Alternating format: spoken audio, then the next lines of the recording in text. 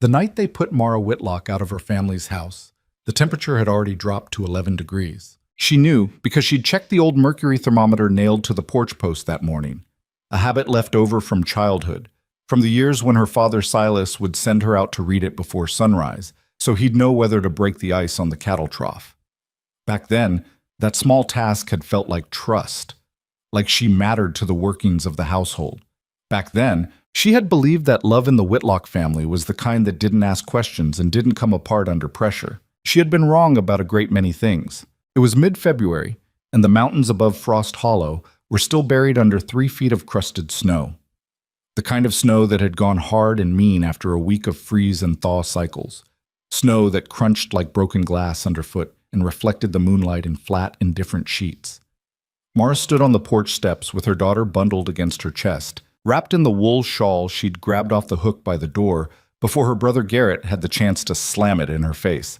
She hadn't reached for her coat. She hadn't thought that far ahead. Clara was 6 weeks old. 6 weeks and 2 days, to be precise. Mara had been counting because the counting was something to do, something to hold on to when the days blurred together and the exhaustion settled into her bones like wet clay.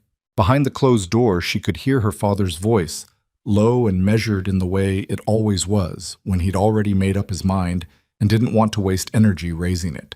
She couldn't make out the words anymore, but she didn't need to. She'd heard enough. You have brought shame into this house. You have made fools of every one of us. I will not have that child grow up carrying the Whitlock name like a brand on livestock we didn't choose to buy. That last part had surprised her even then. The livestock metaphor, as though Clara were a transaction gone wrong. Mara stepped off the porch and into the snow. She hadn't always been a scandal. There was a version of Mara Whitlock that Frost Hollow had liked quite well. The eldest daughter of Silas Whitlock, who owned the largest cattle operation in the valley, and sat on the town council with the particular authority of a man who never needed to raise his voice to be heard. That Mara had been capable and self-contained. She'd run the household accounts since she was 16, could mend a fence and negotiate a supply order from the trading post with equal competence, and had the kind of steady disposition that her mother Vivian called sensible and her father called useful. She had been, in the language of frontier settlements, a good daughter, which mostly meant she'd done what was needed without complaining about it. The trouble had come in the form of a man named Eli Carr, who'd passed through Frost Hollow the previous April on his way somewhere north, or claimed he was. He was 26 and dark-haired and had the easy confidence of someone who'd never been told no in a way that stuck. He worked 2 weeks on the Whitlock Ranch, mending the south fence line, and in those 2 weeks he'd said things to Mara that no one had ever thought to say before. That she was sharp, that she was funny in a way that caught him off guard, that she deserved more than a settlement built on other people's expectations. She'd known, even as she listened, that she was being told what she wanted to hear. She was 22 and tired and lonely in the specific way of people who are always needed but never actually seen. She'd known, and she'd listened anyway. Eli Carr had left on a Tuesday without a note. By September, Mara understood exactly what he had left behind. She told her mother first, alone in the kitchen while Vivian was rolling pie crust, and Vivian had gone very still and set down her rolling pin and looked at her daughter for a long moment with an expression that was not quite pity and not quite anger, but something that lived in the uncomfortable territory between them. Your father, Vivian had said, cannot know until we've decided what to do. They never did decide. Silas found out in November when Mara was no longer able to hide it under heavy layers, and what followed was 3 months of cold silence and colder glances and a household that walked carefully around the subject the way you'd walk around a cracked floorboard, aware of it, deliberately not looking at it, hoping it didn't give way. Clara had arrived in January, healthy and loud, delivered by the midwife Mrs. Aldrin in the back bedroom while Silas sat in the front room and didn't come to the door once. 6 weeks of that silence had somehow been worse than the argument that ended it. The argument itself had started over dinner. Mara didn't even remember how it began. Something small, something that wouldn't matter at all if it hadn't been sitting on top of everything else that mattered enormously. Her brother Garrett, 20 years old and full of borrowed authority, had said something cutting about Clara's crying keeping him up at night. Not cruel exactly, just careless. The kind of comment that reveals what a person actually thinks when they stop bothering to hide it. Mara had told him, quietly, that he could keep his opinions about her daughter's sleeping habits to himself. And Silas had looked up from his plate. "The child is not your daughter," he said. "She is a consequence. And this house has carried the consequences of your choices long enough." The room had gone completely silent. Even Vivian had stopped eating. "She is my daughter," Mara said. Her voice was steadier than she felt. "She is 6 weeks old and she is mine, and I will not sit at your table and listen to you call her a consequence. You will listen to whatever I say in my own house." Silas's voice was still measured. That was the thing about her father. He was most frightening when he was calm. "I have given you 6 weeks to find a solution. You haven't found one, so I'll provide one. You'll leave in the morning." "Leave and go where?" "Wherever a woman in your position goes." He picked up his fork again. "The old Henley trapper's cabin is unoccupied. You can use it while you figure out your next step. I'll see that you get what supplies I can spare." Mara stared at him. "It's February." "Yes." "That cabin has half a roof." "I'm aware of its condition." She waited for someone to say something, for Vivian to put her hand on the table and say, "Silas, stop." For Garrett to look uncomfortable enough to push back. For any one of the people who were supposed to be her family to say, "We are not actually going to do this." Nobody said anything, so Mara went and got Clara in the wool shawl and walked out the front door. They gave her a wagon, at least. Garrett brought it around the next morning, already loaded, a crate of salt pork, a sack of dried beans, 2 wool blankets, a box of matches, and her clothes. Her sewing kit. Clara's few things. He didn't say anything while he loaded it, and she didn't say anything either, and they stood in the pale cold of February morning like two people who had once been family and were now simply in the same place at the same time. "The mare's old," Garrett said finally about the horse. "She'll make it, but don't push her." "Thank you," Mara said, and meant it for the horse, not for him. She climbed up onto the bench with Clara in the crook of one arm, gathered the reins with her free hand, and drove north out of Frost Hollow without looking back. The Henley cabin was 9 miles out, past the cedar break and up a long grade that the wagon negotiated badly in the packed snow.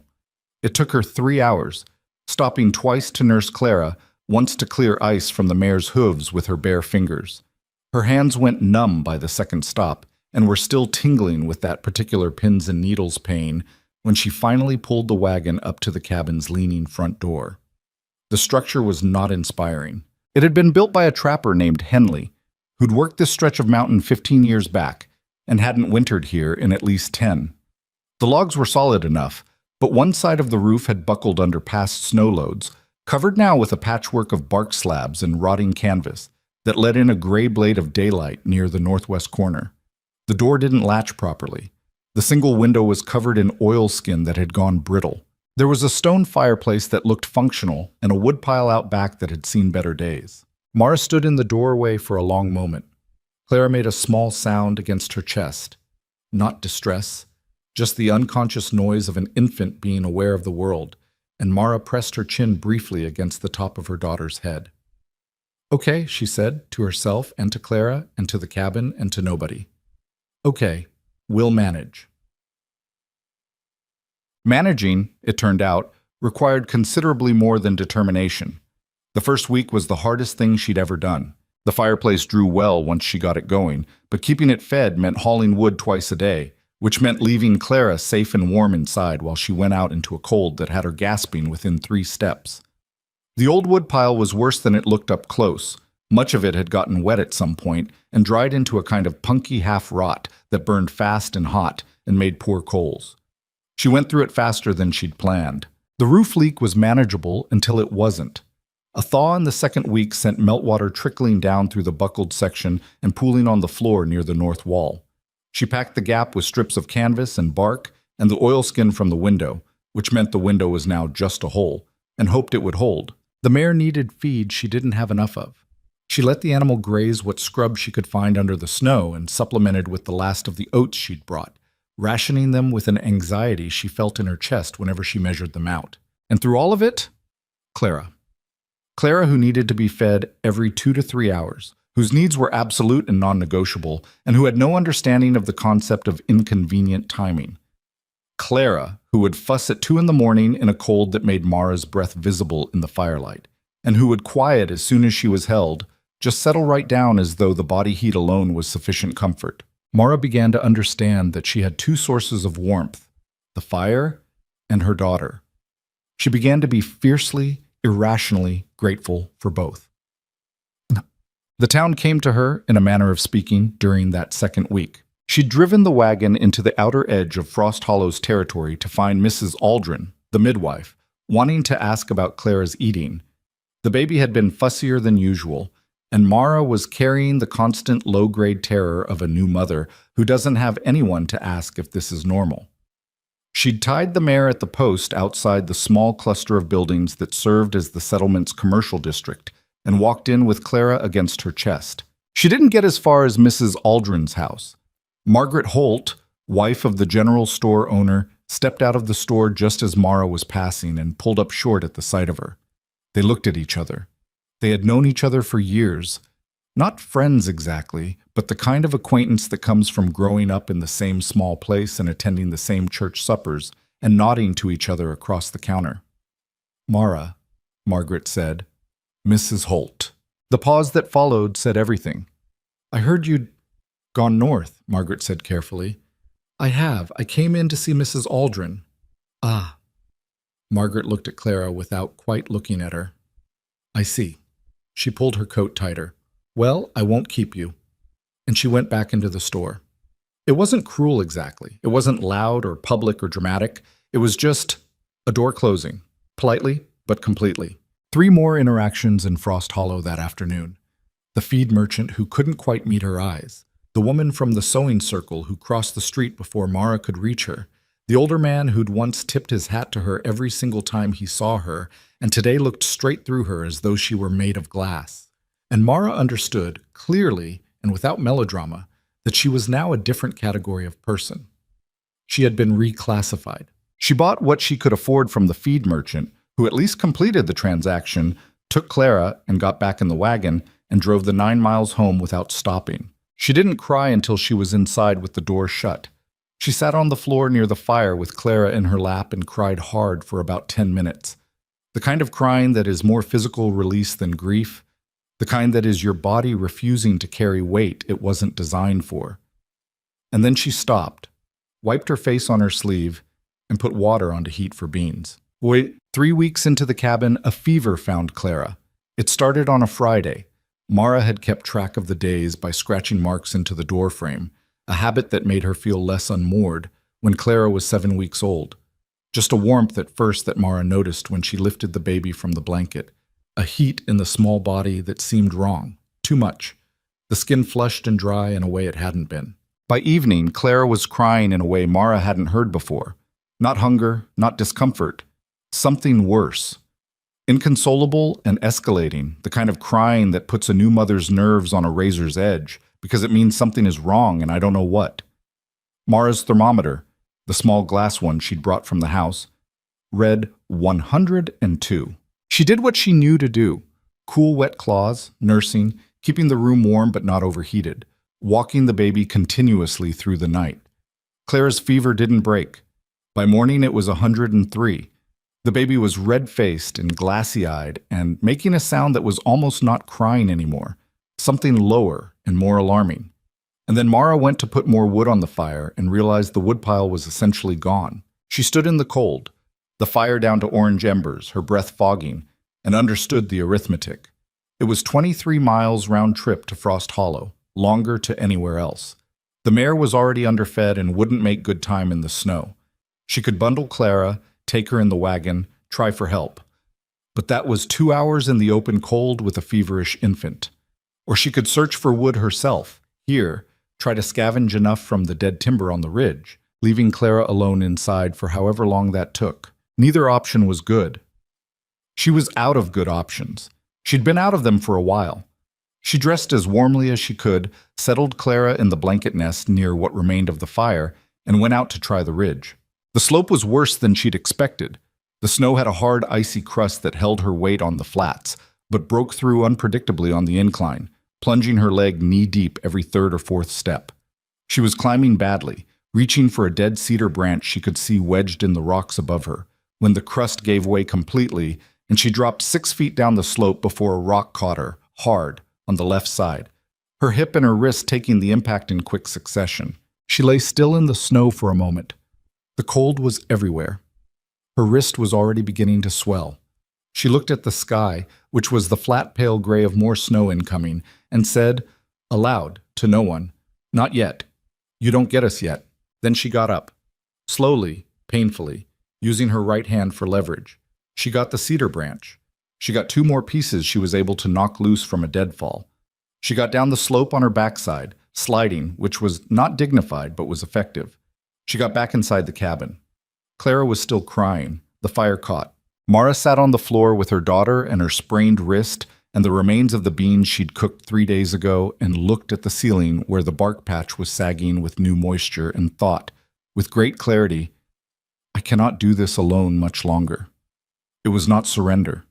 It was just an honest accounting of what was true. She almost didn't hear the horse. She'd been in that particular tunnel of exhaustion where sound comes in muffled and dreamlike. Clara finally asleep. Mara sitting against the wall with her eyes not quite closed, the fire low but holding. The hoofbeats registered slowly, the sound of more than one horse working the frozen trail. She came fully awake when she heard them stop outside. Then a knock. Not hesitant. 3 solid raps that meant someone who expected to be heard. She got up, tucked Clara tighter in the blanket, looked around for, she wasn't sure what, something to hold. Old instinct. "Who is it?" she called. A pause. Then a voice. Male, not loud. "Saw your smoke. Looks like it's struggling. Thought I'd check." She opened the door. The man on her porch was not from Frost Hollow. She knew that immediately. She knew most people in a 20-mile radius, and this face was not one of them. He was somewhere in his mid-30s, heavy-shouldered, with a week's worth of beard, and the kind of weathered tan that meant outdoor work in all seasons. He wore a sheepskin coat that had been good once and was now just warm. He had 2 horses behind him, a big roan and a pack horse loaded with what looked like cut timber. He looked at her wrist, which she was holding against her stomach. He looked at the thin smoke drifting from the chimney. He did not look at her the way the people of Frost Hollow had. "My name's Ronan Mercer," he said. "I've got the Black Ridge operation 12 miles northeast. You're the woman from town, the Whitlock girl." "Mara Whitlock," she said. "Yes." He nodded, as though that confirmed something he wasn't going to make a big thing of. "I've got timber on that pack horse. Greenwood mostly, but it'll burn. You got a sick child in there?" She blinked. "How did you know?" "Heard the crying from the trail. Sound carries different in this cold." He said it matter-of-factly, no drama in it. "I can unload the timber, get your fire built up. That wrist needs wrapping.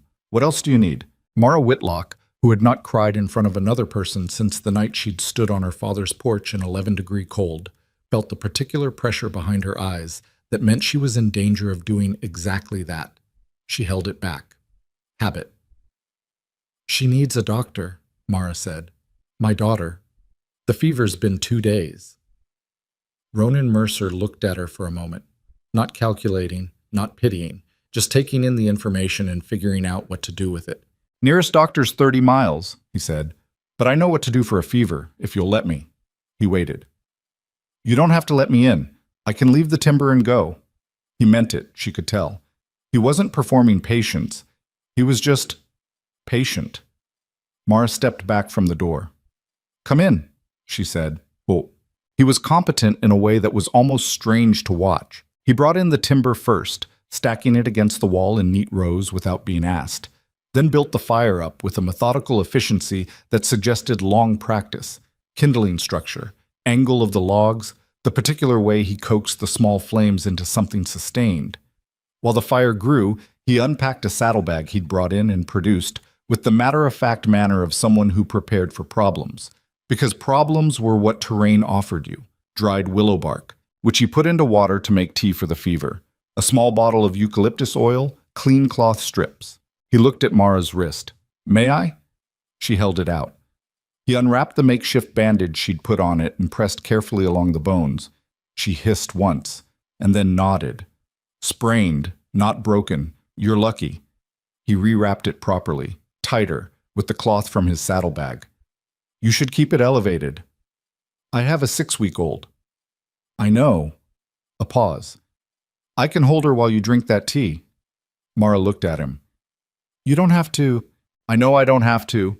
He said it without impatience, but there was something definite in his voice, something that closed off the apology before she could finish it.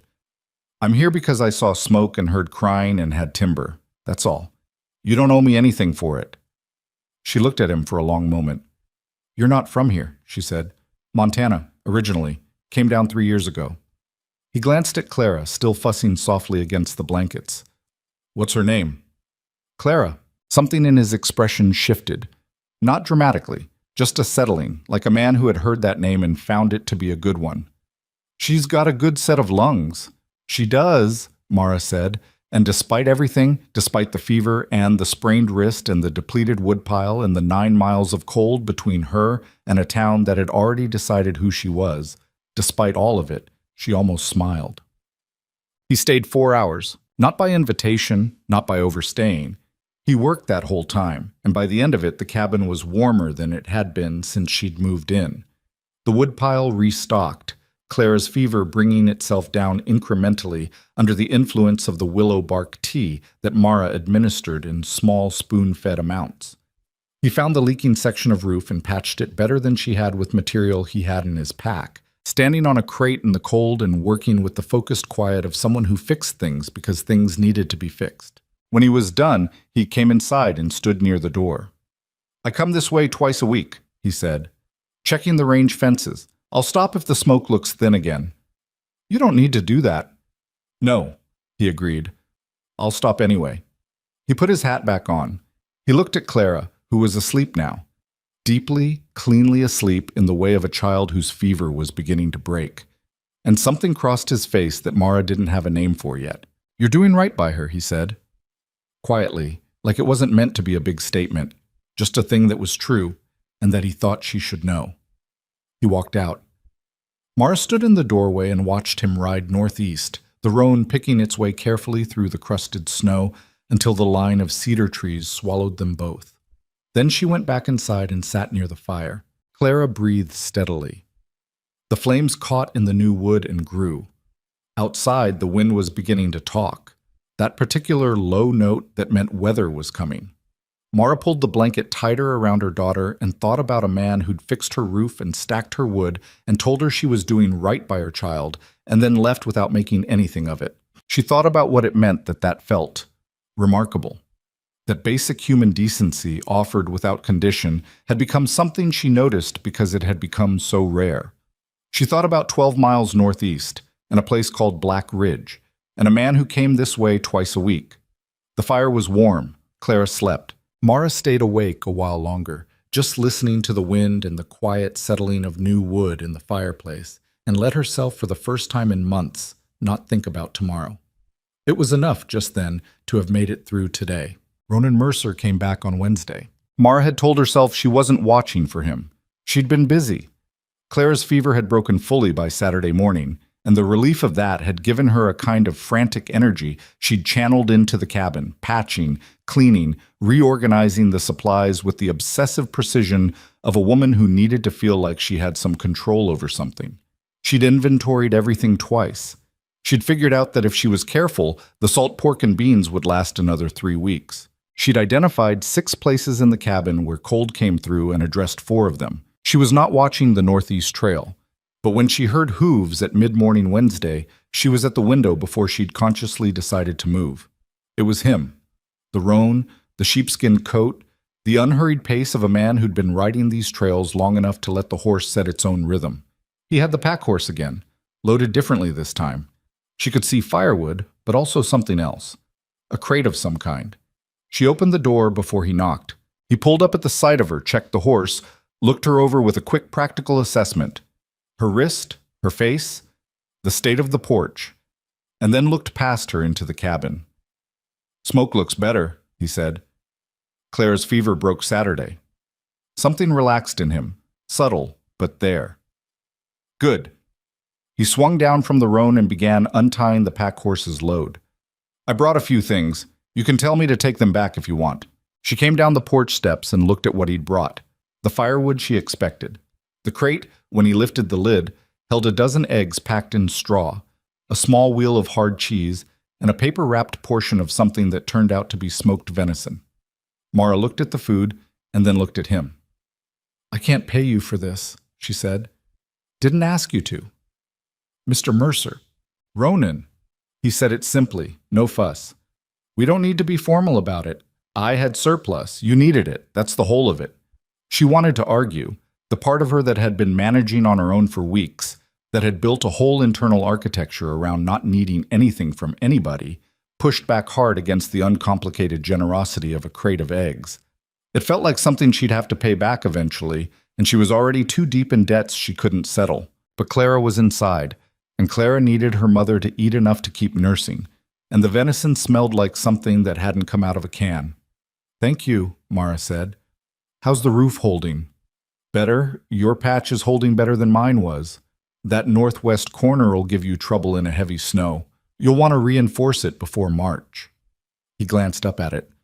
I can do it now if you've got an hour. She studied him. Why are you doing this? He looked at her, direct, not uncomfortable with the question. Because you're out here alone with an infant and a busted wrist, and the nearest help is 9 miles in a direction you're not welcome. The bluntness of it startled her. Most people in this territory dressed things up, soft-pedaled the sharp edges. He just stated what was true without apology or performance. I'm welcome enough, she said, which was a lie, and they both knew it. He didn't call her on it, just picked up the crate and carried it toward the door. Hour, he said. Then I've got fence to check. The roof took closer to 2 hours because the problem was worse than it looked from the ground. Ronan worked in silence mostly, methodical and focused, coming down twice to get materials and going back up without complaint in weather that had dropped another 4 degrees since morning. Mara kept the fire going and fed Clara and started the venison in the pan with the last of her onion. And the smell that filled the cabin was so different from weeks of beans and salt pork that it felt almost disorienting, like a reminder that the world contained things she'd temporarily forgotten about. When Ronan came in from the cold, she handed him a plate without asking if he was hungry. He sat at the small table, the only furniture in the cabin besides the cot and a single chair, and ate without fanfare, with the focused appreciation of someone who'd been working outside in winter temperatures and didn't take warm food for granted. Mara sat across from him with Clara in one arm and her own plate in her free hand, and they ate mostly in silence. It should have been awkward. It wasn't, particularly, which itself was a strange thing to notice. Black Ridge, she said finally. How long have you been there? 3 years come April. He pushed the last of the venison around the plate. Bought the land off a man named Okafor, who'd had enough of the altitude. About 800 acres. Not a lot, but it's mine free and clear. Cattle? 70 head now. Was 50 when I started. A pause. It's slow work. Do you have... She hesitated, not wanting to pry, but curious in a way she couldn't quite suppress. Family out there? He looked at the plate for a moment before he answered. Had a wife. Eleanor. She passed 2 years ago. Fever. The word landed in the room quietly. Mara felt the particular weight of it. Not pity exactly, but recognition. The way fever had a different texture in this country than anywhere else. The way it took people that it shouldn't. I'm sorry, she said. Yeah. He said it like a man who had made his peace with a thing, but didn't pretend the peace was complete. It's why I keep the willow bark in my pack. She nodded. That made sense now, in a way it hadn't before. No children? She asked, and then immediately felt like she'd pushed too far. But he shook his head, and his expression was careful in a way that meant there was more to that story than he was going to tell today. No, he said, just that. Clara shifted in Mara's arm, made a small sound of satisfaction, the sound she made after nursing, the one that always made Mara feel unreasonably proud. And Ronan glanced at her. His expression did the same thing it had done on Sunday, that subtle settling. She's healthier looking, he said. She is. Mara looked at her daughter. She's tougher than she looks. So is her mother, Ronan said, and he said it the way he said everything, plainly, without decoration, as though it were simply an observable fact. Then he picked up his plate and stood up. I need to get to the fence line before the light goes. What? He came back Friday, and the following Wednesday, and the Wednesday after that. It established itself into a kind of rhythm that Mara hadn't planned on and didn't try to name. He brought things when he had surplus, wood more than anything, occasionally food, once a length of good rope she'd been needing. He fixed things that needed fixing. He drank the coffee she made from the thin grounds she stretched further than they were meant to go and sat at her table and talked. And the talking was useful, she told herself, practical. He knew this terrain and the weather patterns and the wildlife and what February usually did to March, and she needed that information. That was what she told herself. What she noticed, without particularly wanting to, was that the hours on Wednesday and Friday mornings were different from the other hours. They had a different quality, like a room that's been aired out versus one that's been shut up. The same square footage, but something about the air itself was easier to breathe. Clara seemed to understand something was different too. She was alert in the way babies could be. The big unfocused attention of an infant who is taking in every sensation. And when Ronan's voice was in the room, she oriented toward it. Not dramatically, just a small turning of the head toward the sound. Ronan noticed. He didn't make much of it, but Mara caught him watching Clara with that particular expression once, and she asked, without planning to, "Do you want to hold her?"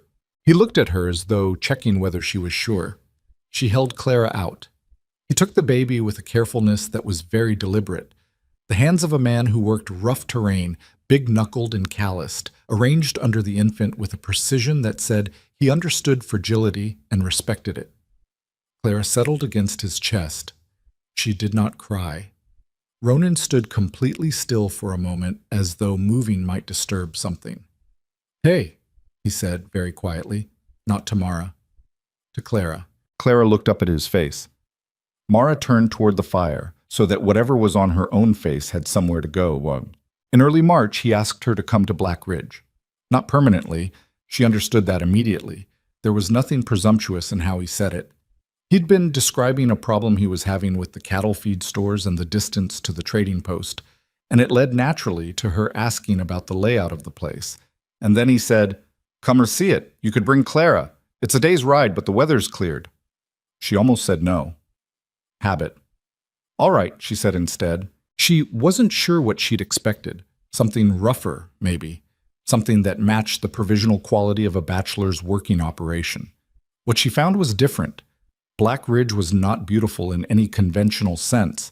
The main house was a log structure that was solid but unfinished in places, with a porch that sagged on one side and a yard that was mud and packed snow and cattle-churned ground. The barn was larger than the house and better built, which told her something about his priorities. But there was a view from the east side of the property, the valley dropping away, and the mountains standing up against the sky in that hard-edged way they had in the cold, like something cut out of plate metal, that stopped Mara completely. "You can see 50 miles on a clear day," Ronan said, coming to stand beside her. "Do you ever get tired of it?" Not once. Clara was bundled against Mara's chest, awake and watchful, and Mara put one hand against her daughter's back and looked out at the 50 miles, and thought about something she couldn't quite articulate, something about space, about how the cabin felt like constriction, and this felt like the opposite. He showed her the cattle, which were coming through the winter in reasonable condition, and the barn where he'd built the feed storage, and the problem he'd been wrestling with. The distance to town meant he needed to lay in supplies earlier than his cash flow always allowed. She listened and asked questions, and by the time they were walking back toward the house, she'd outlined 3 possible solutions without meaning to, just thinking aloud. He stopped walking. "What?" she said. "You just solved a problem I've been turning over for 6 months. I ran household accounts for my father's operation since I was 16. Supply logistics aren't that complicated once you write them down." He was looking at her in a way she hadn't seen from him before. Not the careful, considerate attention he usually gave her, but something more focused, as though he were seeing something he hadn't quite registered before. "What?" she said again. "Nothing." He started walking. "You want coffee? I've got the real kind, not the twice-used grounds." She almost laughed. "Yes," she said. "I absolutely want that." April came like a reprieve. The snow began to pull back from the lower elevations. and the mud season that followed was its own particular misery. But it was a warmer misery, and Mara found herself feeling something she barely recognized after months of pure survival, something adjacent to ordinary. Not happiness exactly, not yet, but the absence of constant crisis. The space where a person could breathe and look up from the immediate problem. She began going to Black Ridge more regularly. It started because Ronan needed someone to help him with the accounting. He was capable at the physical work of ranching and less capable at the paperwork, and she'd offered, and the offer had been genuine. She would make the ride out 2 or 3 times a week, Clara in the sling across her chest, and sit at the rough table in his main room with his account books spread out while he was in the barn or on the range. And by the time he came in, she'd have made enough sense of it to report back. It was useful work. She needed useful work. She'd been useful her whole life, and the weeks in the cabin had been the first time she'd been purely reactive, purely managing the next emergency. And she hadn't liked what that felt like. This gave her something to point at, something that was hers to do. But there was more to it than that, and she knew it. There was the morning she arrived to find him already gone out to the South Range and came inside to start the account work and found, on the table, a cup. Not a mug. A cup, the better one, the only one he had with a handle, filled with coffee that was still warm. He'd left it for her. He'd known she was coming, and he'd made the coffee before he left and left it where she'd find it. She stood in his kitchen and looked at that cup for a long moment. It was such a small thing, completely impractical to feel anything about a cup of coffee. She picked it up and drank it anyway and went to work, and she was still thinking about it 2 hours later when he came in from the range. "Coffee all right?" he asked, pulling off his coat. "It was good. Thank you." "Yep." He went to the basin to wash his hands. That was the whole of the conversation. She went back to the accounts, but the cup of coffee sat in the back of her mind for days. And she didn't examine it too closely because she knew if she examined it, she'd have to decide what she thought about it. She talked to him about Eli Carr on an evening in late April when neither of them had planned to talk about anything in particular. It happened the way those conversations do, sideways, emerging from something else entirely. They'd been discussing one of the cattle, a young heifer Ronan was concerned about, and it had led somehow to a conversation about judgments made quickly and whether they held up. And then Mara had said, before she quite caught herself, "I was stupid about a man last spring, and I'm still paying for it." A pause. "You don't have to tell me," Ronan said. He was leaning back in his chair with his coffee cup, and his voice was neutral, genuinely neutral, not braced for information. "I know I don't have to." She looked at the fire. He was passing through. He was charming. That's the word for men who say exactly what you want to hear and nothing they actually mean. She rubbed the side of her hand. "I knew he was passing through. I think I thought I could hold him still somehow." "What happened to him?" "Gone. Next Tuesday." She said it flatly, which was how she'd learned to say it. Didn't even leave a note. The fire moved. Outside, the spring frogs had started up in the low areas, one of the stranger soundtracks of the mountain seasons, that sudden eruption of noise from a landscape that had been silent all winter. "You weren't stupid," Ronan said. She looked at him. "Lonely and tired and looking for something," he said. "That's not the same thing as stupid. That's just being human." She didn't know what to do with that. Her father had called her foolish. Her brother's silence had said worse. Even Mrs. Aldrin, the midwife, kind as she'd been during the birth, had said something about the importance of better judgment that Mara had never quite forgiven her for. This was the first time anyone had put it differently. "I should have known better," she said, because she thought she should defend the principle. "Maybe. Doesn't mean you were stupid." He picked up his coffee cup. "Means you were wrong about one man. Different thing." She turned the thought over, let it sit. "What about you?" she said. "Were you ever wrong about a person?" He was quiet for a moment. "I trusted a business partner once, a man named Avery. Said he had land rights to a water source I needed for the range. He didn't. Lost 6 months of work and most of my cash finding that out." "What did you do?" "Started over." He set down the cup. "What else do you do?" It was said without self-pity, without performance. Just the straightforward accounting of a man who'd been knocked flat and gotten back up because lying there wasn't a viable option. She recognized that posture.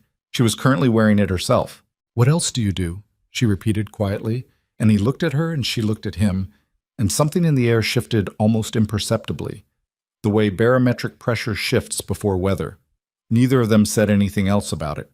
But Mara rode home that night more slowly than usual, not because the mare was tired, but because she wasn't quite ready to stop thinking about the conversation, about the way he'd said lonely and tired and looking for something, about the fact that he'd said it without any implication that the wanting itself was the mistake, about how different that was from everything she'd been told. Frost Hollow made another attempt in May. She hadn't been back since the day of Margaret Holt and the averted eyes, but a letter arrived at the cabin. Garrett had left it at the edge of the Whitlock grazing territory, tied to a fence post she used when checking that boundary. The letter was from her father. She read it 3 times, standing in the cold. It was not an apology. Silas Whitlock did not write apologies. She'd never seen him write one to anyone in her life, and she didn't expect to see one now.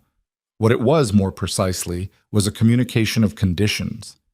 If Mara returned to Frost Hollow, if she placed Clara with a family in the settlement, there were, her father wrote, decent couples who would take on a child in need of a proper home. If she conducted herself going forward with appropriate discretion and rebuilt her standing in the community. Then, the letter implied without quite stating, there might be a place for her again in the Whitlock household. She turned the letter over. She read the back, which was blank. She looked at the fence post as though it might have additional commentary. Then she walked back to the cabin and put the letter in the fire. She stood and watched it burn. Clara was asleep on the cot. The fire ate the paper in about 30 seconds. The thing about her father's offer, and it had been offered in the language of conditions rather than the language of kindness, which told her everything she needed to know about how much had actually changed, was that it required her to hand over the person she'd spent the winter building herself into.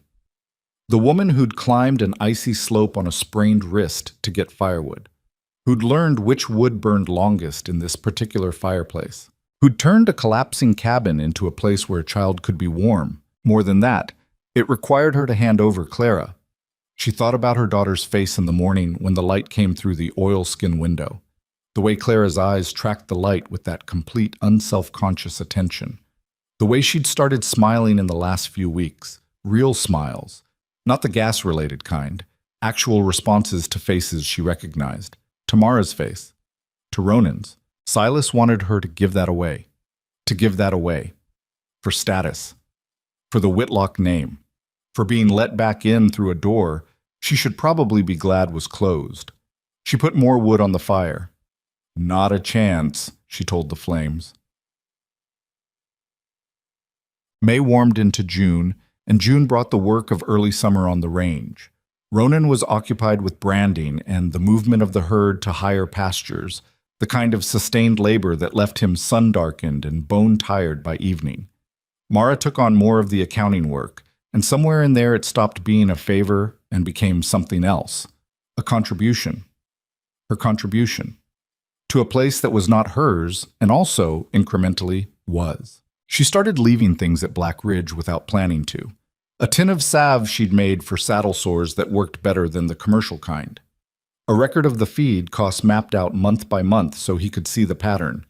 A window she repaired on her own one afternoon when he was on the range, and she noticed it had begun to let in weather. She didn't mention the window. He noticed it 3 days later and said nothing, but the next time she arrived, the coffee cup was waiting. Small economies. Small acknowledgments. The language of people who are paying attention to each other without wanting to make a production of it. Clara, now 4 months old, was established at Black Ridge in the way that infants establish themselves anywhere, by being loudly present and then suddenly asleep and then loudly present again on a schedule that bore no relationship to anyone else's plans. Ronan handled this with the same unhurried practicality he brought to everything. He didn't fuss around the baby, and he didn't ignore her. He simply included her in whatever was happening, would talk to her in the same matter-of-fact tone he used for everything else, explaining what he was doing and why, which Mara found both impractical and genuinely endearing. "She can't understand you," Mara told him once, watching him narrate his boot repair to Clara with complete seriousness. "Not yet," he said, "but she will eventually. Better she gets used to hearing how things work." Mara didn't say anything else, but she thought about that for a long time afterward. Not yet. But she will eventually. The future tense of it. The assumption embedded in those three words that Clara would keep growing and would keep being around to hear things, and that Ronan would keep being someone who talked to her. The assumption that there was a future worth planning for. She thought, be careful, Mara. She thought it and kept coming back to Black Ridge anyway. Golkit. The gossip from Frost Hollow found her in June, the way gossip always eventually found people it was meant to find. Through a channel that seemed indirect until you realized it wasn't. The channel was a woman named Doris Fenn, who ran a small trading post at the crossroads 12 miles south, and who was one of the few people who'd continued to deal with Mara without visible discomfort. Doris was 70 years old and had the particular freedom of a woman who'd outlasted most of the people who might have judged her, and she talked to Mara plainly because she talked to everybody plainly. People are saying things about you and the Black Ridge man, Doris said in early June, measuring out flour without looking up. Mara was quiet for a moment. What kind of things? The kind that assume the worst and dress it up as concern. Doris set down the scoop. I'm telling you so you're not surprised, not because I think it's your business to worry about. And what are people saying I should do about it? Oh, some say come back, some say move on further away. Your father's been saying things about the Mercer man's character. Doris looked up then. I told him I hadn't heard anything about Ronan Mercer's character, except that he minds his land and pays his debts, and fixes things that need fixing. Your father didn't appreciate that. Mara felt the familiar pressure of Frost Hollow's opinion settling on her shoulders like a weight she hadn't asked to carry. She'd gotten better at shrugging it off, but it never became nothing. What's the general verdict? She asked.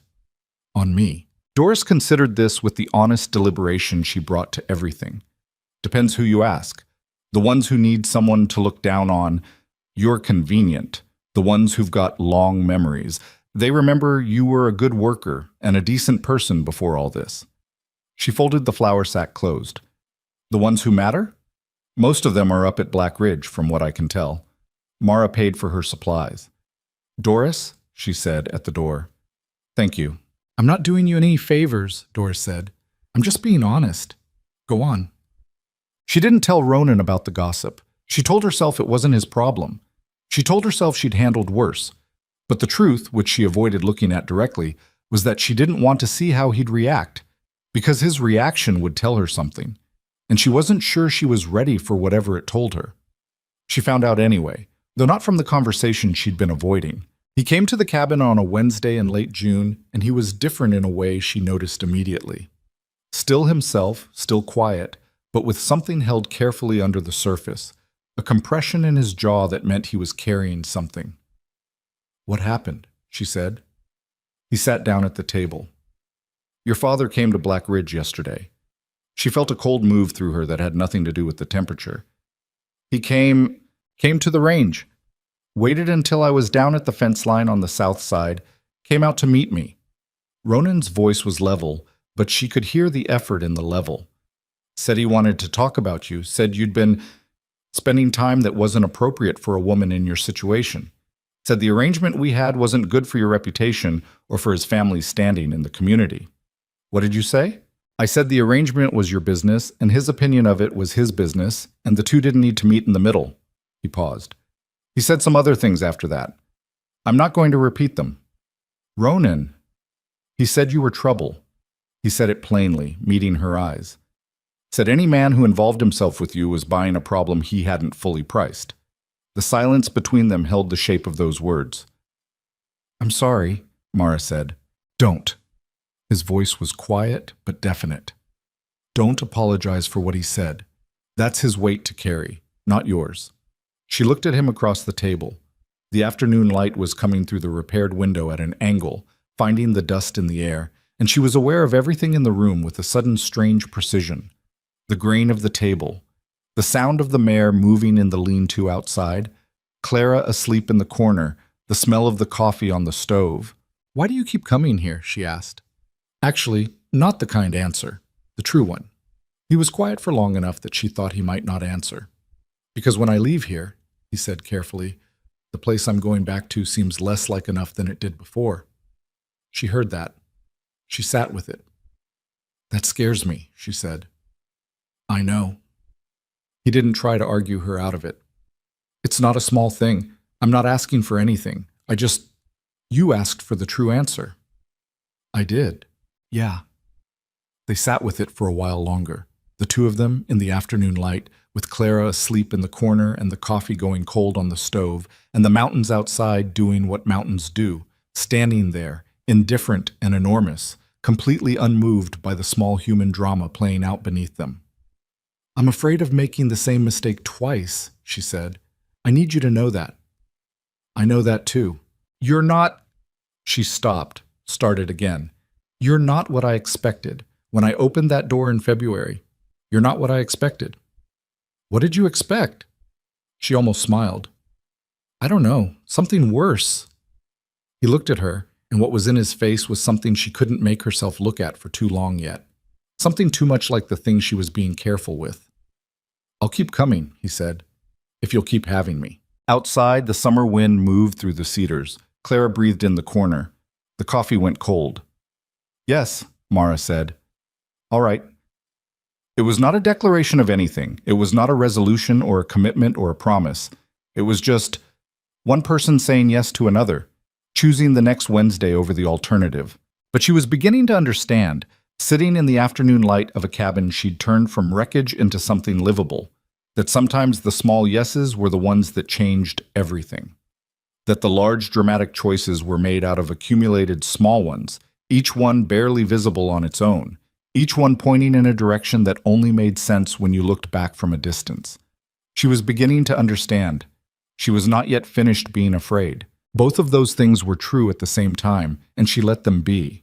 The summer settled in the Black Ridge the way good seasons sometimes do in mountain country.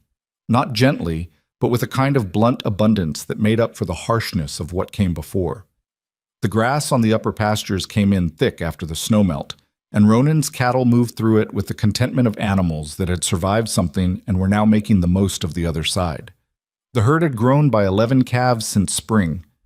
Ronan had lost 2 to a late cold snap in April, which he'd taken with his characteristic economy of feeling, reported it to Mara in the same tone he used to report everything else, matter of fact, already thinking about what came next. Mara had moved to Black Ridge in July. It had not been a dramatic decision. That was the thing about it. There was no single moment she could point to, no conversation where everything crystallized. It had accumulated, the way most honest things do, through a series of small practical observations. The cabin was 9 miles from Black Ridge, and the mare was aging and the ride in winter would become genuinely dangerous again. The cabin's roof, despite Ronan's repairs, had limitations that another hard season would expose. She was doing more useful work at Black Ridge than she was at the cabin. Clara was 7 months old and thriving, and the space at Black Ridge was better for a growing child than a single-room trapper's dwelling that had been built for a man living alone. She had laid these reasons out to herself carefully and honestly, and then she'd gone to Ronan and laid them out to him. He'd listened without interrupting. There's a room off the back of the house, he said. It's got a door that latches. It's yours and Clara's, separate. She'd understood what he was telling her with that he wasn't asking her to be anything other than what she was, and that the arrangement had a structure she could trust. All right, she'd said. So she'd moved. She brought what the cabin had given her, not much physically, but a particular education she hadn't had before. How to stretch provisions, how to read weather by the way the light hit the high peaks, how to do the necessary thing without waiting to feel ready for it.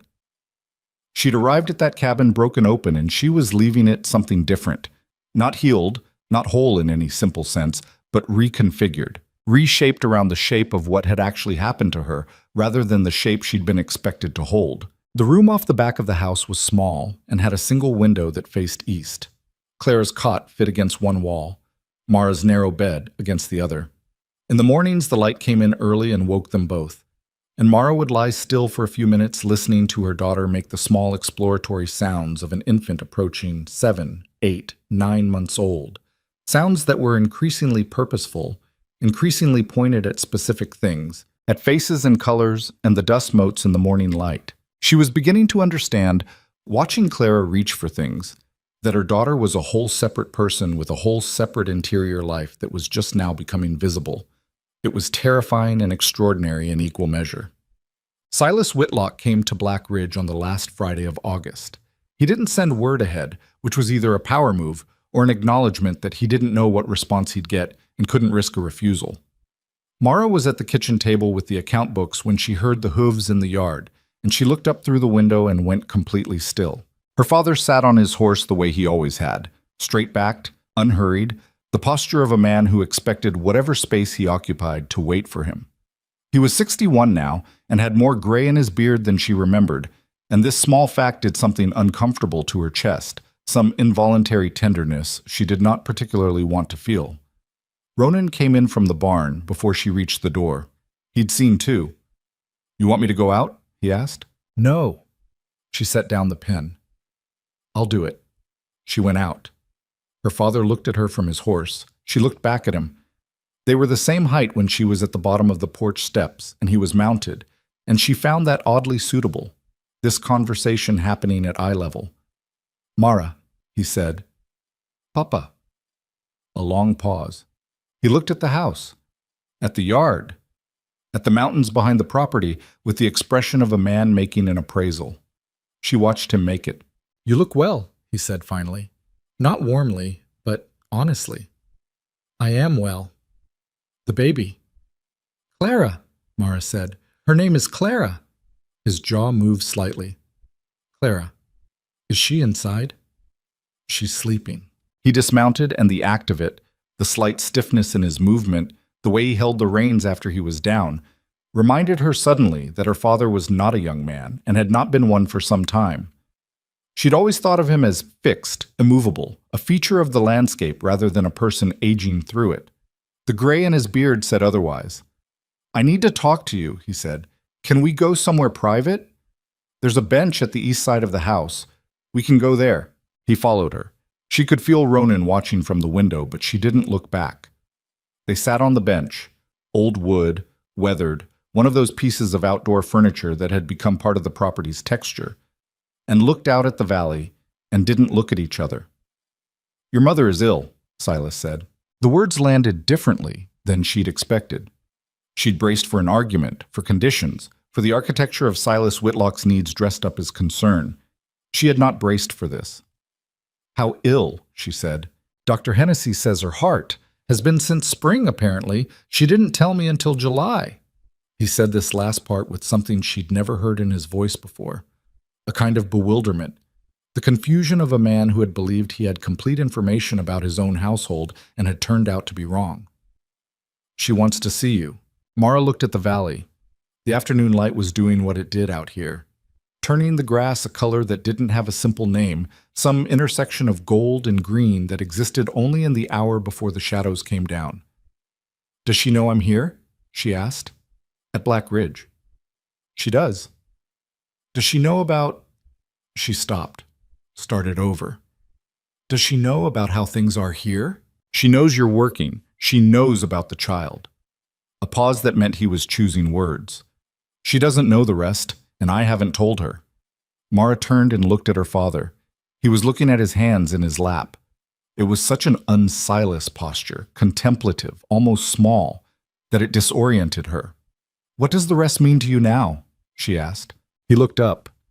"I don't know yet," he said, and for the first time in her memory, her father sounded uncertain, not weakened by it, just honest about it. "I know your mother wants to see you and Clara before—" He stopped, started again. "Before things get worse." "And what do you want?" The question seemed to surprise him, like he hadn't expected to be asked separately from his role as the bearer of someone else's request. "I want to do right by your mother," he said. "And I want—" He stopped again, and the stopping was painful to watch in a man who didn't usually struggle for words. "I want to understand what I'm looking at when I look at you." It was not an apology, not close to one, but it was something she hadn't expected from him, and she sat with it carefully, the way you'd sit with something fragile to check if it was actually as breakable as it looked. "I'll come," she said. "I need to talk to Ronan first, and I'll bring Clara." Her father nodded.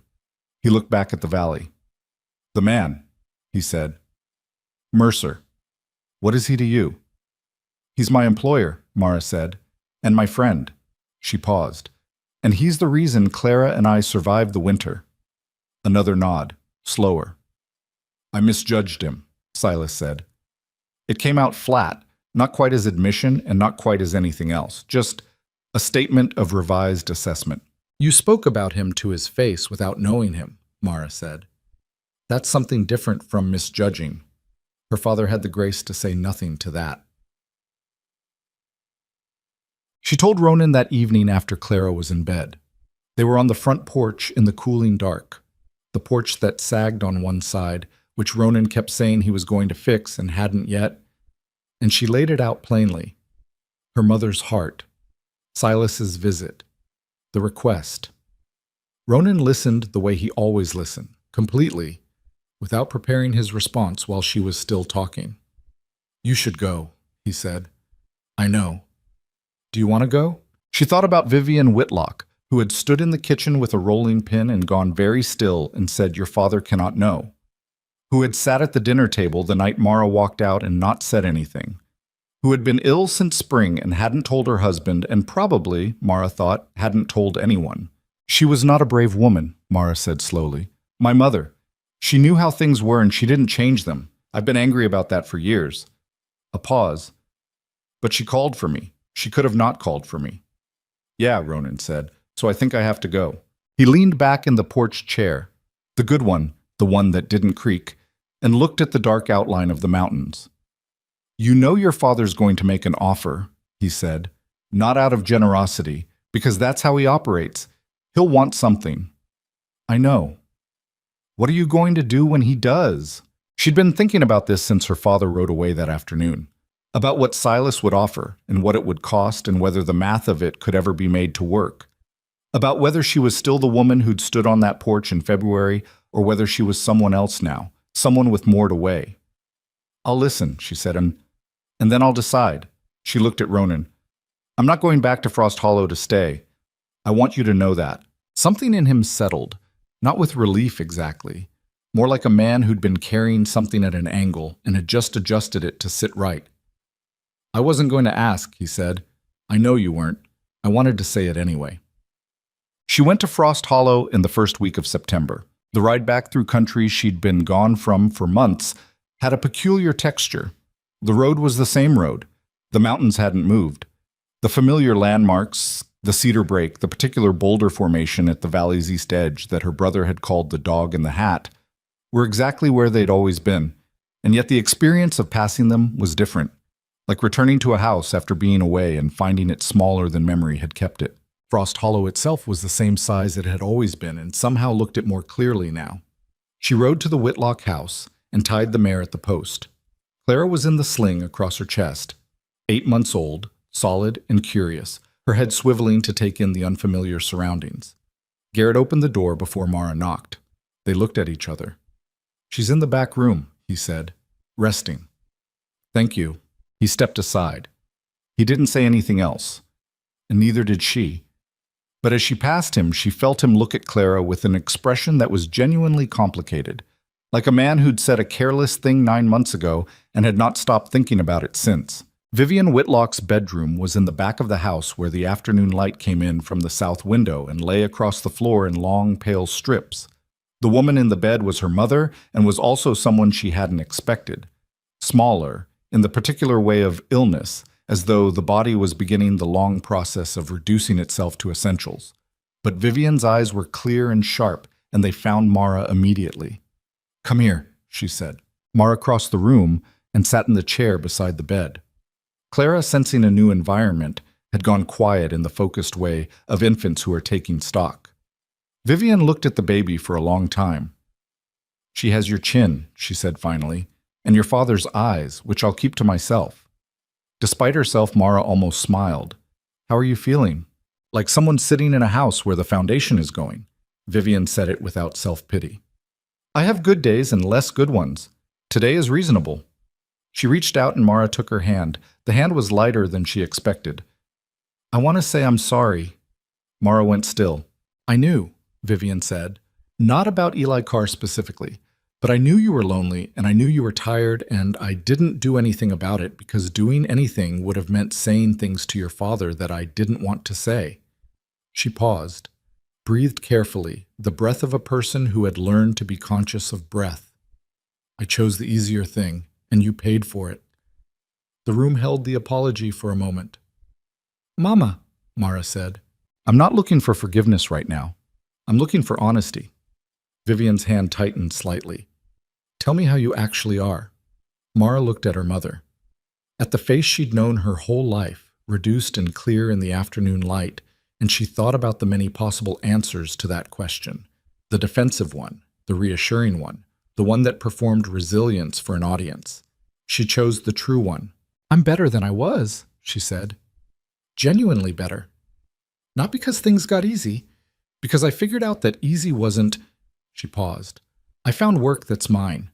I found a place where Clara and I are wanted. I'm afraid most days of something, but I'm not lost." Vivian listened with her eyes closed. "The man," she said. "Your father told me. Ronan Mercer. Is he good to you?" Mara thought about a cup of coffee left warm on a table. About a man who said, "Not yet," when he meant there was a future he was already orienting toward. About the particular quality of a voice she'd heard from a closed door in February that had made her open it. "Yes," she said. "He's good to us both." Vivian opened her eyes. "Then don't let anyone take that from you," she said. "Not your father, not Frost Hollow, not the memory of what that other man did."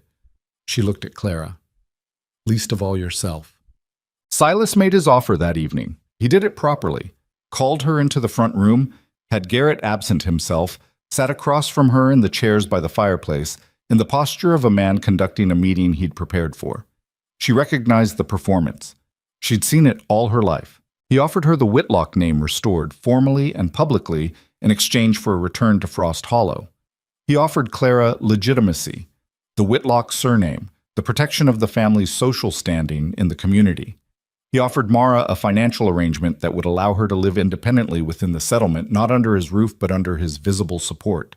He offered, in other words, the rehabilitation of everything that had been stripped from her in February. He laid it out in careful, measured language. When he finished, Mara was quiet for a moment. "And Ronan Mercer?" she said. Silas's jaw tightened slightly. "You'd be expected to end that arrangement. For appearance? No." The word came out before she'd fully formed the thought, but it was the right word and she recognized it as such. "Mara, no," she said again. "Not as a negotiating position. No. Whatever else we discuss, that's not on the table." She looked at her father across the fireplace. "He is the reason we're alive.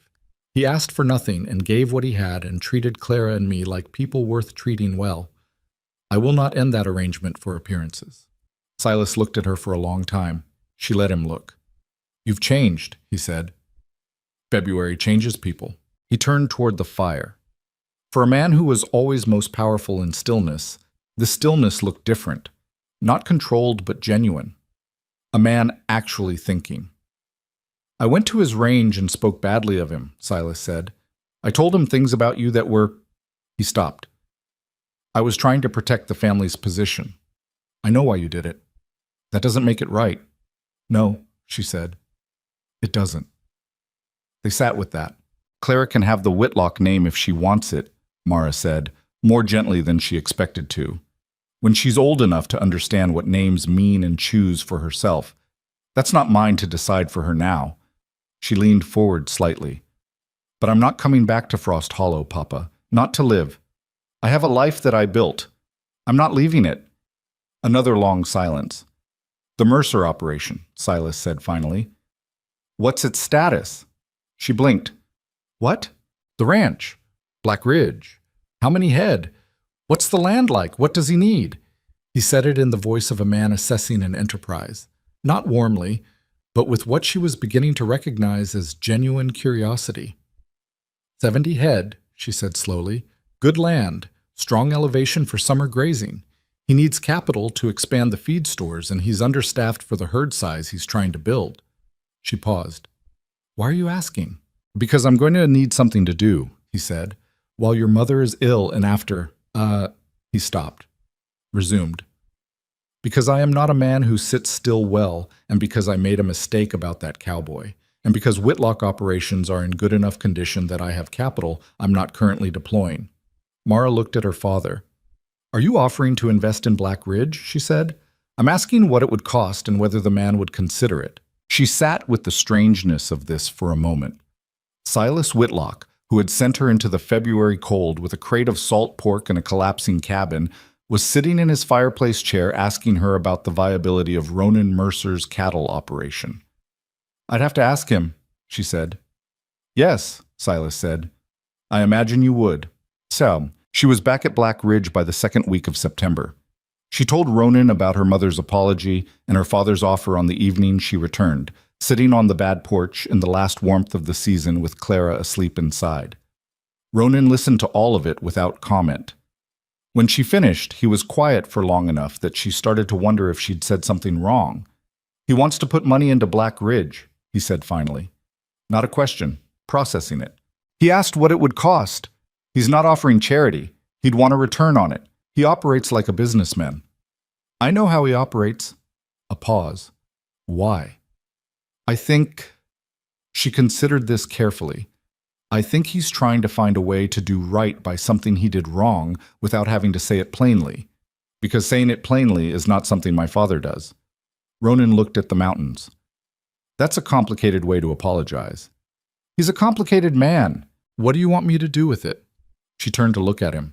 The fading light was doing things to the sky that would have been beautiful if she'd been paying attention to the sky, which she wasn't. "I don't want to tell you what to do with it. It's your operation, but I'll tell you what I think." "Tell me." "I think you could build something real here with capital behind it. I think the land can handle twice the herd. I think you've been limited by resources, not by ability or vision." She held his gaze. "And I think my father, for all his faults, keeps his word in business dealings. He doesn't cheat people he's invested in." "Because it would be bad for business." "Yes, exactly." Ronan almost smiled. Almost. "You're not wrong about any of that." "I know." He looked at her for a moment in the particular way he'd developed over these months.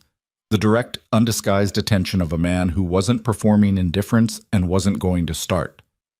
"What did your mother say?" "When you were leaving." Mara thought about Vivian Whitlock's hand in hers, thin and lighter than it should have been.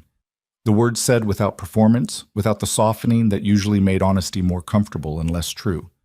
"Don't let anyone take that from you, least of all yourself." "She told me not to let anyone take what I'd found," Mara said, "including myself."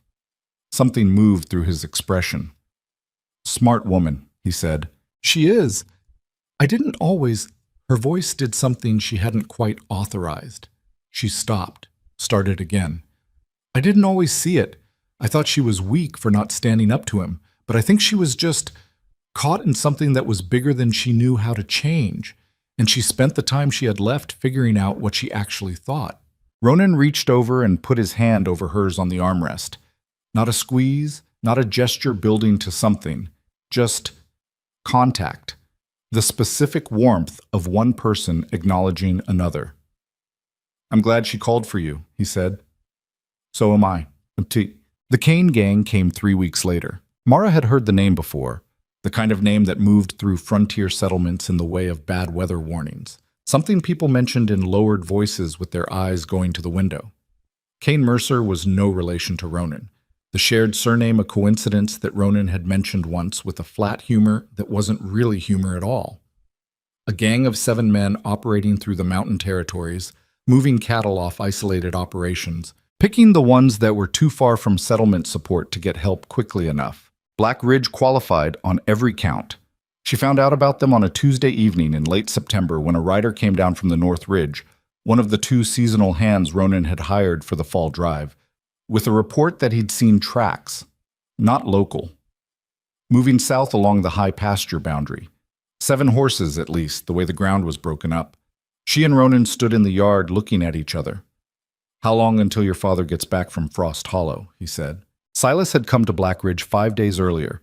He and Ronan had had a long conversation that Mara had not been part of, and at the end of it, they had shaken hands on something, and whatever it was, had changed the air between them.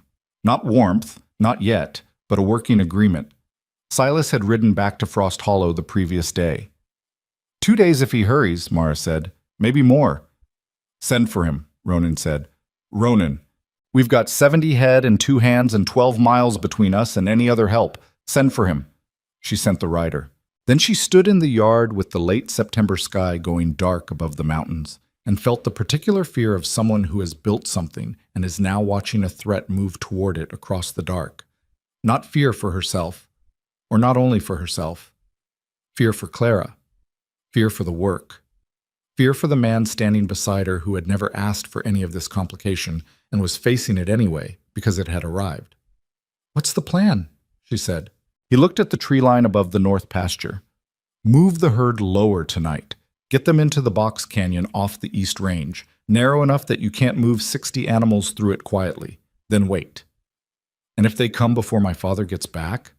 He looked at her then, and his face in the last of the light was the face of a man who had already made a decision he wasn't comfortable with and was making it anyway.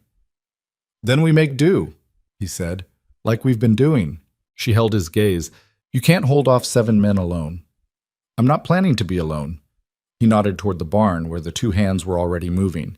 "We've got Cole and McPherson, and you know how to shoot." She did. Her father had insisted on that at least. "Clara," she said.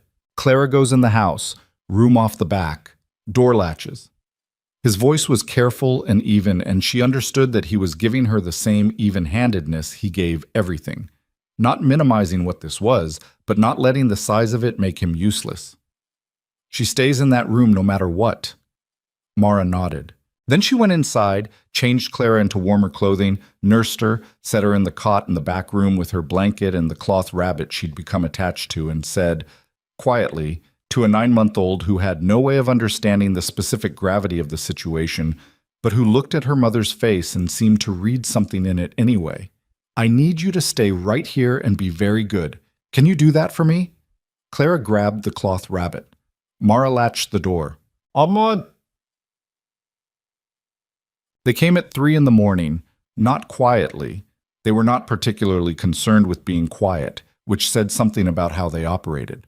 7 riders, just as the tracks had suggested, coming down off the North Ridge with the confidence of men who had done this before and had not yet done it to anyone who'd prepared for them. They had not expected prepared. Ronan was at the north fence with Cole and McPherson when the riders came down, and what followed was not the clean, organized defense of a well-resourced operation. It was a brutal, chaotic scramble across dark terrain, guns firing into darkness at muzzle flashes, cattle panicking in the box canyon and adding their noise to a night that was already loud. Mara was at the east side of the house with her father's rifle. Silas had arrived at midnight, 2 hours ahead of the timeline, riding hard.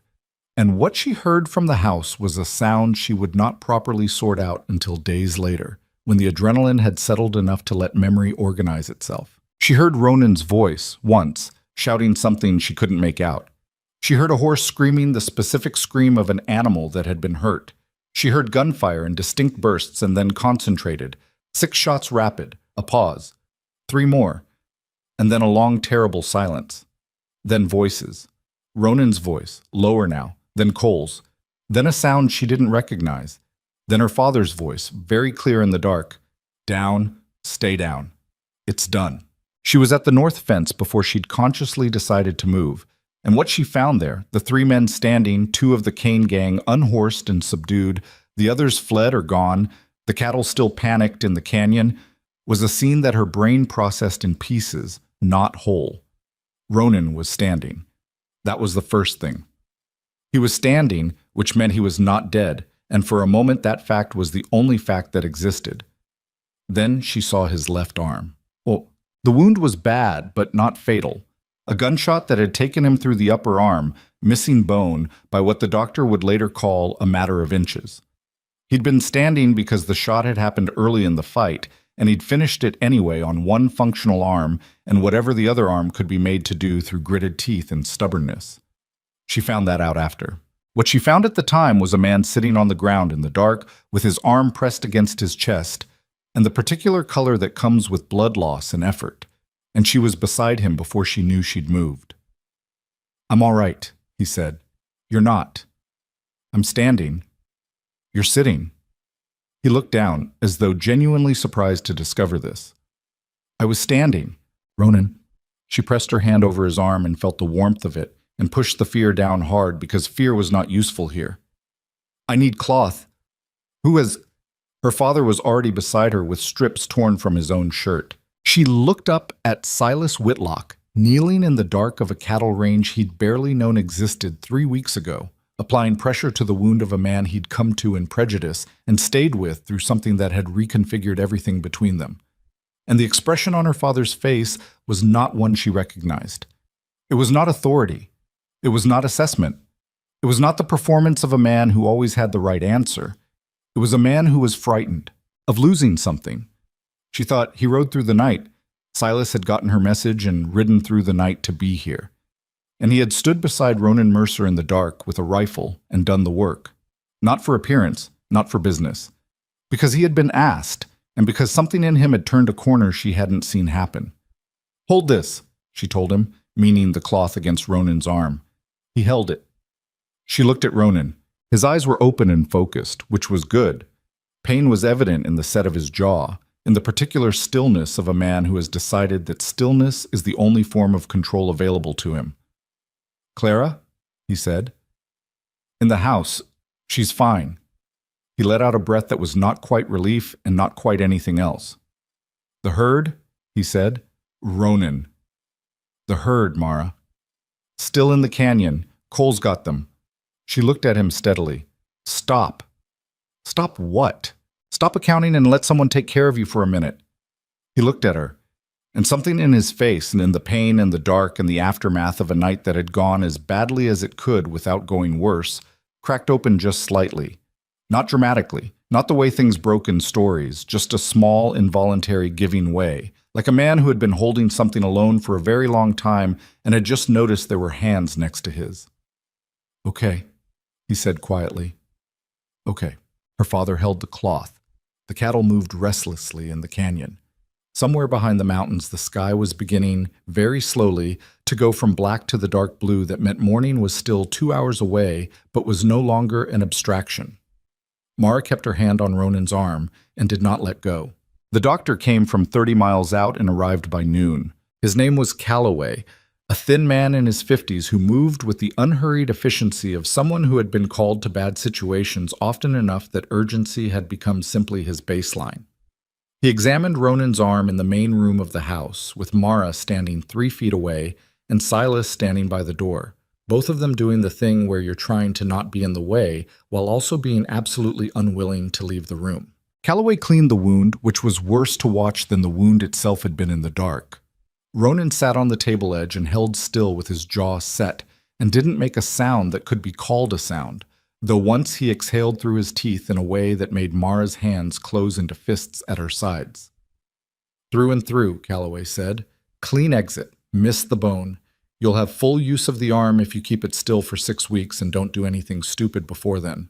"I've got a cattle operation," Ronan said. "I know what you've got. I said don't do anything stupid. That includes the operation." Calloway glanced at Mara with the expression of a man assigning a task. "He needs the dressing changed twice a day. No heavy lifting, no range work. If it goes red at the edges or he runs fever, send for me immediately." He looked back at Ronan. "You understand?" "I understand," Ronan said. Calloway looked at him for a moment longer, in the manner of a doctor who has learned that understanding and compliance are 2 entirely different things in men who work land for a living. "Mrs. He looked at Mara. "Whitlock," she said. "Miss Whitlock. He'll listen to you better than he'll listen to me. Hold him to it." She said she would, and she meant it, and when Calloway was gone, she turned to look at Ronan on the table edge with his arm newly wrapped and the color in his face that came from blood loss and pain and a night with no sleep, and she thought, "You are the most stubborn person I have ever known, and I am going to take care of you whether you make it easy or not." She did not say this. She said, "You should sleep." He said, "The herd needs... Cole and McPherson are on it. Lie down." A pause. "Mara." "Ronan." He looked at her. He looked at her father, who was still standing by the door with the air of a man who understood he was in someone else's space and was trying to take up as little of it as possible, which was an unusual posture for Silas Whitlock and somehow made it more genuine. "Fine," Ronan said. He slid off the table.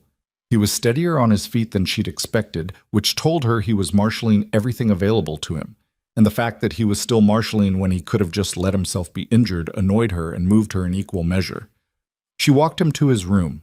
He sat on the edge of the bed and looked at his boots with the expression of a man realizing that removing them one-handed was going to be an undignified operation. "Let me," she said. Let me." She knelt and pulled his boots off. He didn't argue further.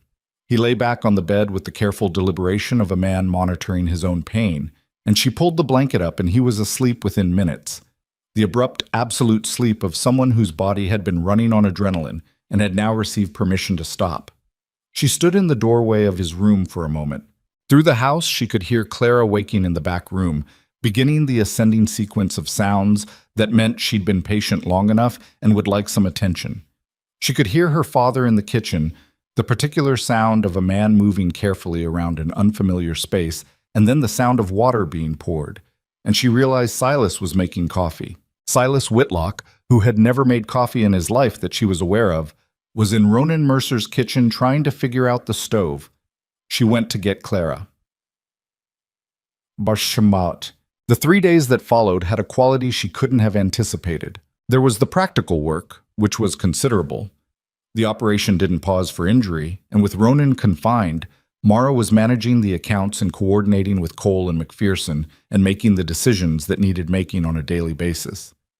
The 2 captured men from the Kane gang were held by Cole on the property until the territorial marshal came through, which took 36 hours and involved paperwork that Mara handled because the alternative was Ronan trying to handle it from bed, which she refused. There was Clara, who was 10 months old and had apparently decided that this was the week she would attempt to pull herself upright by grabbing onto available furniture and the legs of available adults. She fell repeatedly. She got back up each time with the particular grim persistence of an infant who is identified standing as important and is not prepared to revise this assessment. She had opinions now, loud ones, and she expressed them without apology, which Mara found exhausting, and also, privately, deeply satisfying. And there was Silas. Her father stayed. She hadn't asked him to, hadn't expected him to. He had his own operation to run, 100 miles of obligations, a household where her mother was ill. But he stayed for 3 days, and in those 3 days she watched him do something she had never seen Silas Whitlock do in her life. He made himself useful in someone else's house. He fixed the porch. The sagging side, the one Ronan had been meaning to get to and hadn't. Silas assessed it on the first morning, located the materials in the barn, and repaired it in 4 hours of silent, methodical work. He fed the horses. He helped Cole with the fence line on the South Range, a task he'd have considered beneath the dignity of a man in his position 2 months ago, and he did it without comment. He cooked, badly, but consistently, and with the focused seriousness of a man learning something rather than performing competence. The first meal was nearly inedible. The second was adequate. By the 3rd day, the stew was something a hungry person would eat with actual appreciation. Mara watched all of this from a careful distance, not wanting to acknowledge it in a way that made it self-conscious, not wanting to ignore it in a way that let it pass without meaning. On the second evening, she found him sitting on the repaired porch with Clara in his lap. She stopped in the doorway.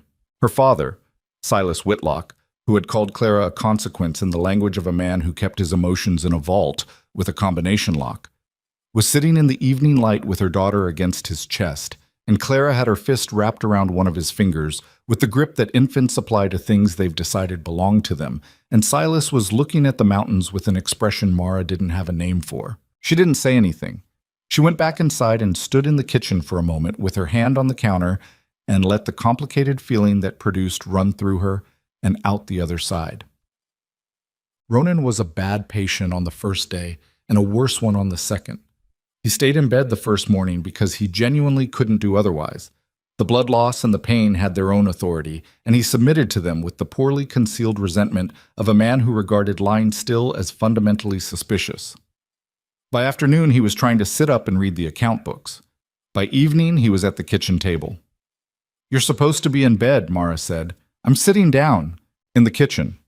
"It's a different room. Variety is good for recovery." He had the account book open in front of him and was turning pages one-handed with considerable determination. "Cole said we lost 4 head in the canyon, the panicking." "I know. I already noted it." He looked up. "The feed stores, Are fine. I checked this morning. She sat down across from him. Ronan, the operation is running. You don't need to manage it from a kitchen chair. I'm not managing. I'm reading. You're managing while pretending to read. He closed the book. He looked at her across the table with an expression that was somewhere between irritation and something else. Something that appeared when he was tired and his guard was lower. A kind of undefended openness that she'd seen before and that never stopped catching her off guard. I don't know how to not be responsible for this place, he said. Not as a complaint, as an honest statement about how he was built. I know, she said. I'm not asking you to stop being responsible for it. I'm asking you to let me carry part of it for a week while your arm heals. A pause. You're already carrying most of it, he said. Yes. And the accounts? Yes. And Clara? Ronan. He was quiet for a moment. Then, I'm not good at this. Someone else taking over. I know that too. It's not. He turned the account book over in his good hand. It's not about trust. I want you to know that. It's not that I don't trust you to run it right. What is it then? He thought about this. Actually thought about it, which was one of the things she'd noticed about him early. That he didn't give automatic answers. That he'd rather be slow and accurate than quick and approximate. The ranch is the one thing I built that stayed, he said, after Eleanor, after the business with Avery. I built this and I kept it, and it stayed, and having something go wrong with it while I'm in here not watching, he stopped. It's not rational. No, she agreed, but it makes sense. He looked at her. There's a difference, she said, between rational and making sense. His mouth did the thing it sometimes did, that barely visible movement that wasn't quite a smile but was adjacent to one. You know, when I stopped at that cabin in February, I thought I was doing someone a practical favor. You were. I wasn't expecting... He left the sentence where it was. I know, she said. And she did know. And she knew she was doing the same thing she'd been doing since June, which was acknowledging the shape of something without looking at it directly yet. She was getting closer to ready. She knew she was getting closer. But she wasn't there yet, and she wasn't going to pretend she was. Go rest, she said. The operation is here when you come back to it. He went. Silas rode for Frost Hollow on the morning of the 4th day. He found Mara in the yard before he left, saddling the horse in the gray early light with the deliberate movements of a man about to say something he'd been preparing since before dawn. Your mother's asking for you, he said. I know, I'll come as soon as Ronan is stronger. He nodded. He cinched the saddle and didn't look at her directly, which was how she knew what he said next was the version of things he'd actually meant, rather than the version he'd have managed under eye contact. I owe that man an apology. Yes, Mara said. I'll give it when I come back. He paused. I'm coming back to discuss the arrangement, the investment, the expansion, if he's still willing to discuss it. You'd have to ask him. I will. He put his foot in the stirrup and swung up.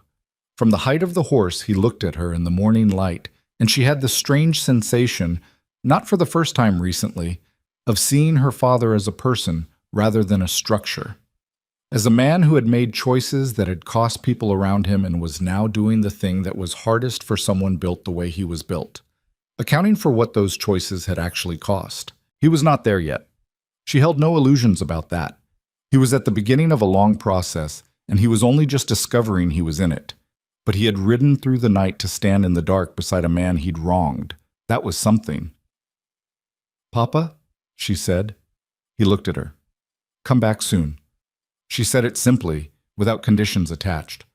She needs you there. Something in his face shifted. Not breaking, not theatrical.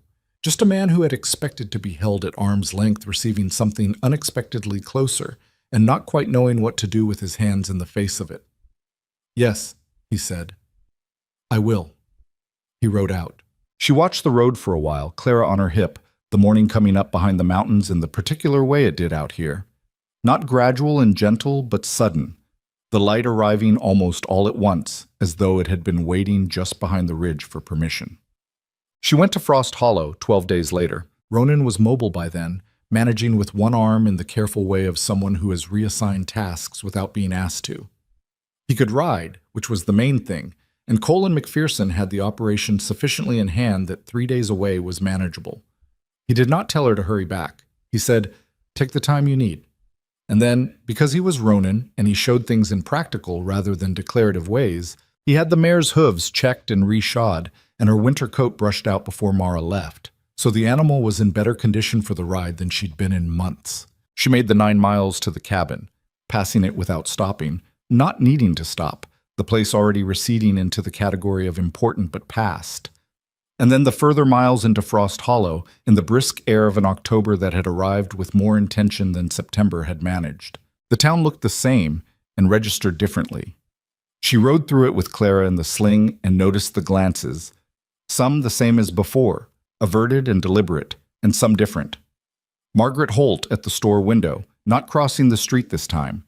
Doris Fenn at the crossroads, lifting a hand in acknowledgement. Small things. The kind of small things that marked a slow tide. She didn't stop to investigate the tide. She rode to the Whitlock house. Vivian was worse than she'd been in September. It was visible the moment Mara entered the back room. The reduction had continued, the body's inexorable editing of itself down to what was most essential. But Vivian's eyes were still clear, still sharp, and they found Mara and Clara with the immediate focus of a woman who had conserved her attention for what mattered. "Come here," Vivian said, the same words she'd said in September. And Mara sat in the same chair and took the same hand, which was lighter again, and this time the weight of that lightness had no good explanation. Clara, 10 months old and recently committed to the project of standing up, surveyed the room from Mara's lap, and then made a decisive sound and reached toward Vivian's hand on the blanket. Vivian looked at the small reaching hand for a moment. "She's going to be trouble," she said. "She already is," Mara said. A small, genuine smile. The kind that takes nothing to manufacture, that comes from a real place. "Good," Vivian said. "Better trouble than compliant." They sat for a while. Vivian drifted in and out in the manner of someone who was conserving energy for the conversations that mattered, and sleeping through the ones that could wait. Mara stayed. She held the hand when Vivian was awake and let it rest when she slept, and watched her daughter investigate the objects on the bedside table with the thorough, unsentimental attention of a child who finds the entire world equally interesting and somewhat hers to touch. In the afternoon, during a longer window of wakefulness, Vivian said, "Tell me something good." Mara considered this. "The ranch is going to expand in the spring. Papa is investing. There'll be a proper bunkhouse and more hands, and Ronan thinks he can carry 150 head by summer. And you? What will you be doing?" "The accounts, the supply logistics, the things I'm good at." She paused. "Building something." Vivian's eyes were on her face. "With him." "Yes." She said it without deflection. "Are you happy?" The question landed simply, without performance, in the room where there was no longer room for performance. Mara thought about October mornings at Black Ridge when the light came through the east window and Clara made sounds at the dust motes. She thought about a man who left coffee warm and fixed things that needed fixing and said not yet, like the future was already something he was living inside. She thought about her own hands on the account books, the satisfaction of a column that balanced, the specific pleasure of useful work that was hers. "I'm getting there," she said honestly. "I'm closer to it than I've ever been." Vivian seemed to find this sufficient, more than sufficient. She seemed to find it exactly right, the kind of answer that is truer than the simple yes and means more for being complicated. "Your father," Vivian said, "is he with that man? Are they getting along?" "They're getting to know each other. It's not easy. They're very similar in ways that make them want to argue." Vivian closed her eyes. "I always thought Silas needed someone who wouldn't move when he pushed." A pause. "He respects that. He'd never say so." "I'm beginning to understand that." "Good." Her mother's hand was still in hers. "Don't waste time being angry at him for longer than it's useful. It stops being useful faster than you think." Mara said nothing. She sat with that. Chet. Vivian Whitlock passed on a Thursday morning in the second week of October, with Mara beside her and Silas on the other side, and Garrett in the doorway, and the mountain light coming through the south window and the long pale strips that had always been the signature of that room. It was not dramatic. That was the thing about it. Death when it came after long illness, was not the roaring thing that stories made it. It was quieter than breathing. It was there, and then it was not. And the room was the same room, and the light was the same light, and the hand that had been warm became, very gradually, and then all at once, something other than a hand. Mara sat still for a while. Then she became aware of Clara, who had been in the corner on a blanket, and who was now making the sounds that meant she had noticed the change in the room's atmosphere in the way that very young children sometimes notice things that adults believe they can't perceive, and was registering it not as understanding, but as something, an alteration in the quality of attention around her, a difference in how the people she depended on were breathing. Mara picked up her daughter. She held Clara against her chest and stood at the window and looked at the mountains. The same mountains she'd looked at her whole life, unchanged, indifferent, permanent in the way that made everything else feel temporary by comparison, including the grief that was beginning to move through her like cold water. And she let it happen. Not neat, not controlled. She let the grief be what it was, which was large and sharp in some places and strange and numb in others, and not at all what she'd expected. She cried, standing at the window, with her daughter in her arms. Clara put her hand on Mara's face, the small, warm weight of it on her cheek. Not understanding, but contact, but presence, was what finally broke the controlled part of the crying into the other kind, the kind that was just pure feeling without architecture. She let that happen too. Silas came to her that evening. She was on the front porch of the Whitlock house, sitting in the chair that had always been her mother's chair, not consciously claiming it, just the nearest seat when she'd needed to sit down. And the night was cold and clear in the way that October nights got up here. The sky doing that thing where the altitude and the dark combined to make the stars look closer than seemed reasonable. Her father came out and stood by the railing for a moment. He looked at the stars. He had the look of a man who had been crying and had stopped and was managing the aftermath with the tools available to him, which were not plentiful. "She told me," he said. She told me the week I came to Black Ridge. She said I had to make it right with you." He was quiet for a moment. "She said she'd been watching me make the same mistake for 40 years, and she didn't want to leave without saying so." Mara waited. "The mistake," Silas said, "was believing that because I provided for people they were taken care of, that the providing was the whole of it." He said it to the railing, not to her, but it reached her. "Papa," she said. He turned. "I know you thought you were protecting the family," she said. "I know that's what it was for you. I don't think you wanted to hurt me." "But I did." "Yes," she said. "You did. And I spent February in a cabin with half a roof and a sick baby because of it. And I'm not going to tell you that didn't happen." She looked at him steadily. "But I also built something in that cabin. That's mine too. I can be angry about what it cost and still—" She stopped, found the right language. "Still recognize that it made me into something I wouldn't have been otherwise." Her father's face was not a face she was familiar with. This version of him, stripped of the authority posture, without the particular angle of Silas Whitlock in control of a room, was someone she was only just beginning to encounter. "I want to ask your forgiveness," he said, "not because it makes me feel better, because I don't deserve to feel better about it, but because it's owed. And I'm trying to pay what I owe." Mara looked at her father. She thought about the Silas who had put her out in February and the Silas who had ridden through the night to Black Ridge in September and stood in the dark with a rifle beside the man he'd wronged. She thought about a man on a porch with an infant wrapped around his finger, looking at mountains with an expression she still didn't have a complete name for. People were not single things. She'd learned that from Ronan, who was both hard and tender, both solitary and present. She'd learned it from her mother, who had been both compliant and honest, both frightened and brave in the ways available to her. She was learning it from her father now, in the least expected possible context, in the hardest possible way. "I'm not there yet," she said, and it was honest, not a rejection. "But I'm not closed to it. I want you to know that." He nodded. That was all. He turned back to the railing, and they sat in the cold together, the two of them, on either side of a door that was no longer locked and was not yet fully open. Above them, the stars did what they always did. Garrett found her in the kitchen the following morning.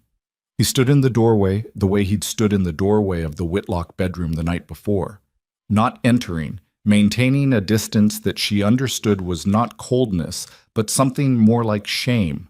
The posture of someone who knows they need to say a thing and is not sure they deserve to say it. She poured a second cup of coffee without being asked and set it on the table. He came in and sat down. They drank their coffee. Outside, the morning was doing what October mornings did. Arriving deliberately, not hurrying, the light accumulating slowly against the mountains. "I said things," Garrett said finally. "You said a lot of things. The night you left," he looked at his cup, "about Clara keeping me up. It was, he stopped. "I didn't mean it the way it came out." "What did you mean then?" He was quiet for a moment. Garrett had always been better at anger than honesty, which was something he'd inherited from their father, and was now, apparently, in the process of trying to unlearn. "I meant I was scared, that everything was going to change and no one was telling me how, and He looked up.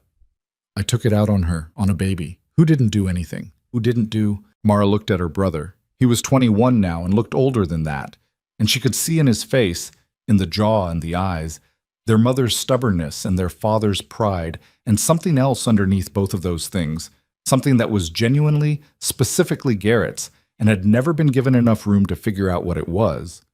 "She doesn't know it happened," Mara said. "Clara, she doesn't carry it." "You do." "Yes." She held her cup. "But I carry a lot of things. I've gotten better at figuring out which ones are worth the wait." She looked at her brother across their mother's kitchen table. "I'm not going to hold it over you forever, Garrett. That's not something I want to spend my energy on. But I need you to understand—" She paused, chose the words. "She's not a mistake. She's not a consequence. She is a person who is going to grow up and figure out who she is, and how the people around her talk about her and think about her is going to matter." He nodded, slowly, with the look of someone writing something down internally. "You can know her," Mara said. "If you want to. She's going to be something, that kid." The corner of his mouth moved. It was the closest thing to the brother she'd grown up with that she'd seen in over a year. "She looks like you," he said. "The expression she makes when she's about to do something she's not supposed to. Exactly like you. Don't tell her that." "Too late," he said. "I already told Papa." Despite the weight of the morning, despite her mother's empty chair visible through the doorway, and the grief still sitting in her chest like wet stone, despite all of it, she laughed. It was short and surprised and entirely real. Garrett looked startled by it, and then something in him loosened, and he laughed too. And for a minute they were just two people in their mother's kitchen in the October morning, getting through the first day of a hard thing by being, imperfectly, still family. She rode back to Black Ridge on a Sunday.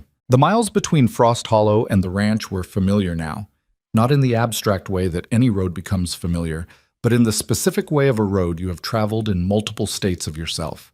She'd ridden this way in February with everything stripped. She'd ridden it in March cautious and beginning to believe in something. She'd ridden it in July knowing where she was going. She rode it now in October with her mother 4 days in the ground and her father 3 days into something that hadn't been named yet, and her daughter against her chest in the mountains doing what they always did, which was exist without needing to be anything other than what they were. She thought about Vivian's words. "Don't let anyone take that from you, least of all yourself." She had not let them. She thought about standing in the February cabin and saying, "Not yet.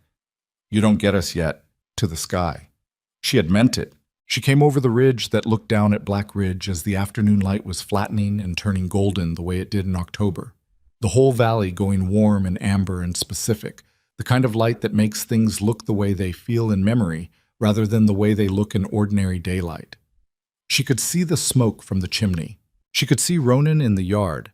She could see him from here, the silhouette of him, moving toward the barn with the gait she'd know at a distance and in poor light. The particular economy of how he moved. He stopped when he heard the horse. He looked up the ridge. She lifted her hand.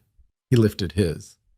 Clara, against her chest, made a sound that was the sound she made when she recognized something, when her world narrowed to the immediate and specific and real. Mara rode down. He was waiting at the bottom of the ridge when she came down, not in a staged way. He hadn't ridden out to meet her, or positioned himself for the arrival. He'd simply been in the yard when he heard the horse, and he'd stayed there, and that was the whole of it. That was Ronan. He did not perform things for effect. He just was where he was, and you either found that sufficient or you didn't. She found it sufficient.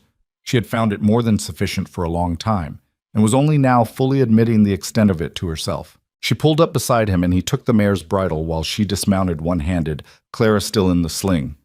He looked at her face the way he always looked at her face when she'd been away.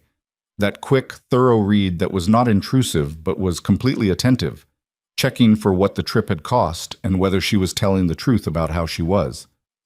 "How are you?" he said. "She's gone," Mara said. 4 days ago, Thursday morning." He nodded. He kept his hand on the mare's bridle. "I'm sorry," he said, and he meant it in the plain, unfussy way he meant things. Not as a social form, but as an actual statement of feeling. He was sorry. It was evident. "I know," she said. Clara, who had been relatively patient for the length of the ride and had now decided patience was finished, made a decisive sound and reached toward Ronan with both arms in the commanding way she had developed for indicating that she wanted to be held by a specific person and was not interested in negotiating about it. Ronan looked at her with the expression Mara still found almost unbearable in its undefended quality. The thing that happened to his face around Clara that he didn't seem to know was visible. He took her. Clara settled against his shoulder and grabbed a fistful of his coat, and that was that. Case closed. Whatever argument the world might have wanted to make about this arrangement, Clara had already rendered her verdict and was not accepting appeals. "Come inside," Ronan said. "I made soup. It's probably edible." "Probably. I've been working on the cooking." "I know. The last stew was genuinely good. Don't tell your father that," he said. "He's been taking credit for the recipe." She stopped walking. "He was here?" "Came by 2 days ago. We talked." He said it in the tone that meant the talking had been substantive, and he'd give her the full account when there was time. "He stayed one night, fixed the north gate on his way out because apparently he can't leave a property without fixing something." "That's very him." "Yeah." A pause. He apologized. She looked at him. "Proper apology?" Ronan said. "Not the kind wrapped around a business proposition. The actual kind." He glanced at her. Took him a while to get there, but he got there. She stood in the yard in the October evening with the light going amber and her daughter on the arm of the man who had walked into her collapsed life with timber and willow bark and no questions, and felt something shift in her chest, not breaking, not opening dramatically, just settling. The final piece of something large and heavy finding its resting place after being carried a very long way. "How's the arm?" she said. "Better. Calloway cleared me for light work yesterday." "Light work. Within reason." "Ronan. I know what within reason means, Mara." She looked at him. He looked back. They were both aware that his definition of within reason and Calloway's definition were not identical documents. "Come inside," he said again. She went. The soup was more than edible. She said so, and he looked at the bowl with the expression of a man deciding whether to accept the compliment or critique his own technique, which was one of his particular qualities, the inability to simply receive positive information without checking it against his own assessment. "The broth could be stronger," he said. "The broth is good. It could be better." "Ronan, it's good soup." He picked up his own spoon. "Next time I'll let it go another hour." She looked at him across the table, the same table she'd sat across from him at for months. Scarred wood and uneven legs, the best surface available in a house that was still more function than comfort. And she thought about what next time meant. She thought about all the next times that had accumulated between them without being named. The next Wednesday. The next account book. The next pot of coffee left warm. The accumulated weight of all those small next times. All of them pointing in the same direction. All of them meaning something that neither of them had said plainly yet. She had been afraid. She was still afraid. She wanted to be honest about that, even just to herself. The fear hadn't dissolved into certainty the way it did in simpler stories. She still carried the memory of Eli Carr and what it felt like to believe something that turned out to be nothing. She still knew what it cost to be wrong about a person. The fear of that was real, and she was not going to pretend it wasn't. But there was something she'd learned in the February cabin that she'd been applying ever since without fully naming it, that fear was not the same thing as a signal to stop, that sometimes fear was just the sensation of approaching something that actually mattered, that the things worth having were, by definition, the things you could lose, and the possibility of losing them was what made the having real rather than decorative. She had lost things. She knew what that felt like, and she had kept going anyway, and built something anyway. And here was the table and the soup and the man across from her who had never once asked her to be less than she was, and Clara asleep in the back room, and the mountains outside doing their permanent indifferent thing. She could be afraid and still know what she wanted. Both of those things could be true. She told him about Garrett in the kitchen afterward, washing the bowls in the basin, the October night pressing cold against the windows. She told him about the coffee and the surprised laugh and the two of them in their mother's kitchen being, imperfectly, still family. She told him about Vivian's last real conversation. Don't let anyone take that from you, least of all yourself. And she told him that she'd stood at the window with Clara after and cried in the way that was necessary rather than chosen, the kind that is your body processing what your mind isn't ready for yet. Ronan listened. He dried the bowls while she washed, and he listened without trying to fix the parts that didn't need fixing, which was one of the things she'd come to understand was genuinely rare. A person who could hear something hard and not immediately reach for the solution, who understood that sometimes the telling was the thing and not the prologue to the thing. She sounds like she was someone worth knowing, he said about Vivian. At the end, she was trying to be. I think she always was, underneath. She just didn't have much room to work in. Mara set the last bowl in the rack. I don't want to be like that. I don't want to be someone who knows what's right and doesn't say it because saying it is uncomfortable. You're not. I'm working on it. He set down the dishcloth. He turned to look at her in the kitchen in the lamplight, and the look was direct and unguarded in the way that still caught her off guard, even now, even after months of it. Then I want to say something, he said. And I want to say it plainly. She turned to face him. I know where we've been, he said. I know you've been careful, and I know why. And I've never wanted to push you past what you were ready for. But I need you to know. I'm not waiting for you to be ready as a strategy. I'm not being patient so that eventually things go the way I want them to go. He paused, choosing words with his characteristic care. I'm being patient because you matter to me, and what you need matters to me, and those two things are the same thing, not a trade-off. She held his gaze. I love you, he said. I've known it for a long time. I'm saying it now because your mother just died and you rode back here, and I think you deserve to know clearly where you're standing, what's here if you want it. The kitchen was quiet. The fire in the next room had settled to a steady burn.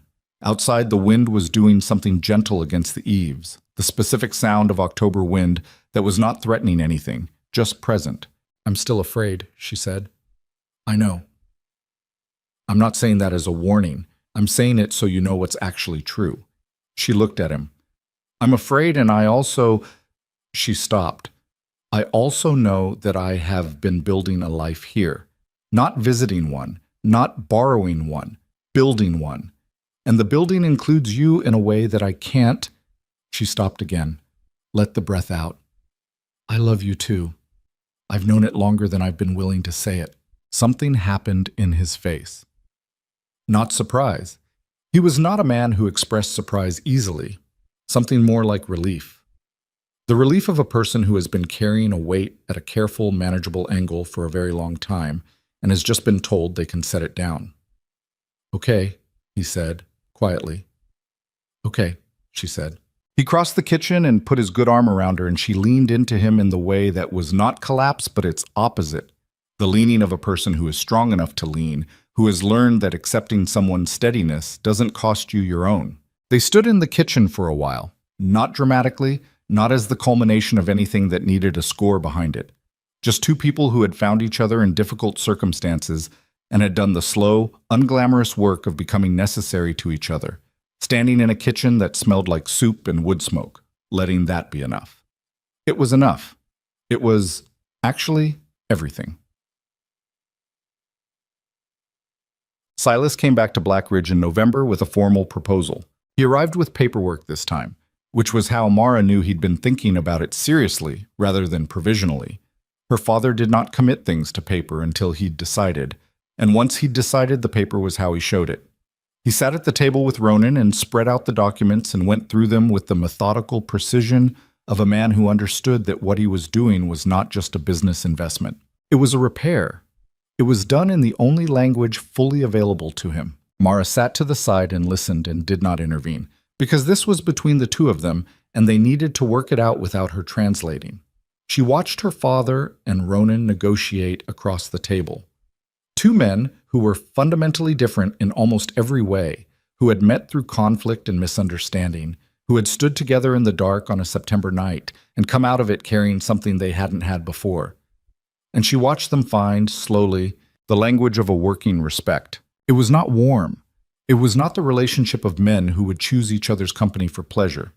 It was the relationship of men who recognized in each other a quality they understood, something about taking responsibility for a thing and not letting go of it, and who had decided, each of them privately, separately, but arriving at the same conclusion, that the woman they both loved was reason enough to figure out how to stand in the same room. The agreement they reached gave Silas a minority stake in the Black Ridge operation in exchange for capital that would fund a herd expansion to 150 head and the construction of a proper bunkhouse for 4 additional hands.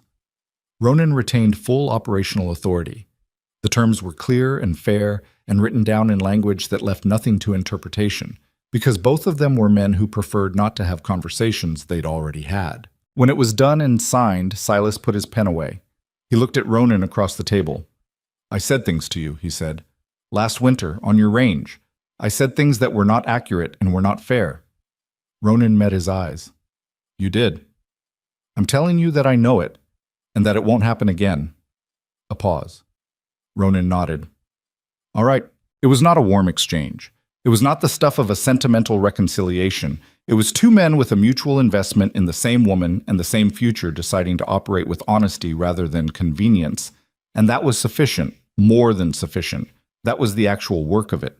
Mara watched her father ride out that evening and felt, for the first time in what had been a very long year, that the large tangled thing she'd been carrying, the family she'd come from, and the damage it had done, and the love that had survived the damage and the grief that had arrived with the death of the person who'd most needed to say sorry, had found a shape she could actually hold, not resolved into something clean, not healed into something that looked like it had never been broken, just held, carried in a way that was sustainable. There was a difference.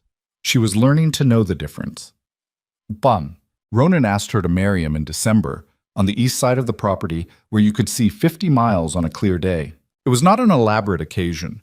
He had not planned a speech.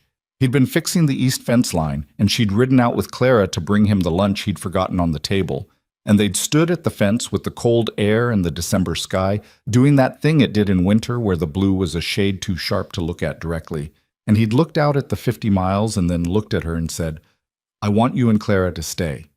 Not as what we've been. I want us to be a family, the formal kind, if you'll have it." It was not poetry. It was Ronan. "The formal kind," she repeated, "if you want it." She looked at the 50 miles. She'd stood in this spot in March and thought about space, about what it meant to be in a place where you could see far enough to understand the scale of things. She thought about a collapsing cabin 9 miles south, and the woman she'd been in it, not worse than this woman, but earlier, less finished, still in the process of learning what she was made of. She'd learned. "Yes," she said. He looked at her. "Yes," she said again, plainer. "I want that." Clara in her arms had been observing the fence with the focused attention she brought to structures she hadn't examined before. This was new to her, the particular angle of this post, the way the wire caught the light. And at the sound of her mother's voice, she turned and looked at Ronan with the expression she had that meant she had identified something as belonging to her category of important things. She reached for him.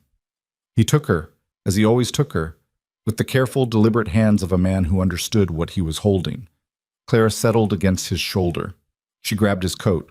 Mara watched them, these two people she had somehow ended up responsible for and responsible to, and thought, this is not what I planned. This is not what any of it was supposed to look like. The winter had not been supposed to happen. The cabin was not supposed to be where she ended up. Ronan Mercer was not supposed to appear on her porch in the February dark with timber, in a practical manner and no questions. None of it was supposed to happen this way. And here they were. There was something worth sitting with in that. The way life declined to consult your plans, the way the good things and the hard things arrived on their own schedule without regard for what you'd prepared for. The cabin had been the worst thing, and also the making of her. The man she'd thought would be temporary had become the fixed point. Everything else oriented around. The father she'd written off had ridden through the night to stand in the dark beside the man she loved, and was now, imperfectly and in his particular language of repair, trying to become someone she could bring herself to know again. You could not plan any of that. You could only respond to it, keep going, keep choosing, keep saying yes to the next thing, and no to the things that would cost you yourself. She had kept going. She was still here. They married in the spring, not a large ceremony. Frost Hollow's social calendar was not something Mara needed to occupy, and neither she nor Ronan had any interest in an event designed for an audience.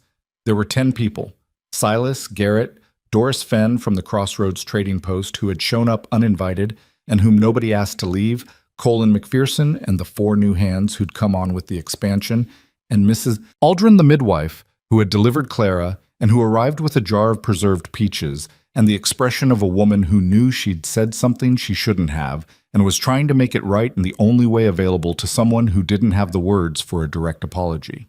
Mara accepted the preserved peaches. Clara, 14 months old and walking now with the lurching, committed stride of someone who had decided locomotion was the most important thing in the world, spent the ceremony pulling at grass and handing people pieces of it with great seriousness, as though distributing an important resource. She had opinions about everyone present and expressed them in the comprehensive, unfiltered language of a toddler who had not yet learned that opinions required editing.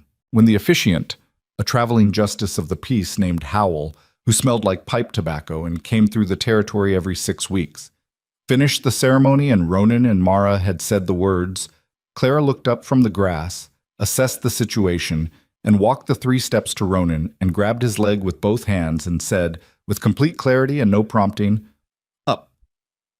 He looked down at her. He picked her up. She grabbed his collar and looked at the assembled 10 people with the expression of someone who has settled a question she's been considering for some time and is satisfied with the resolution.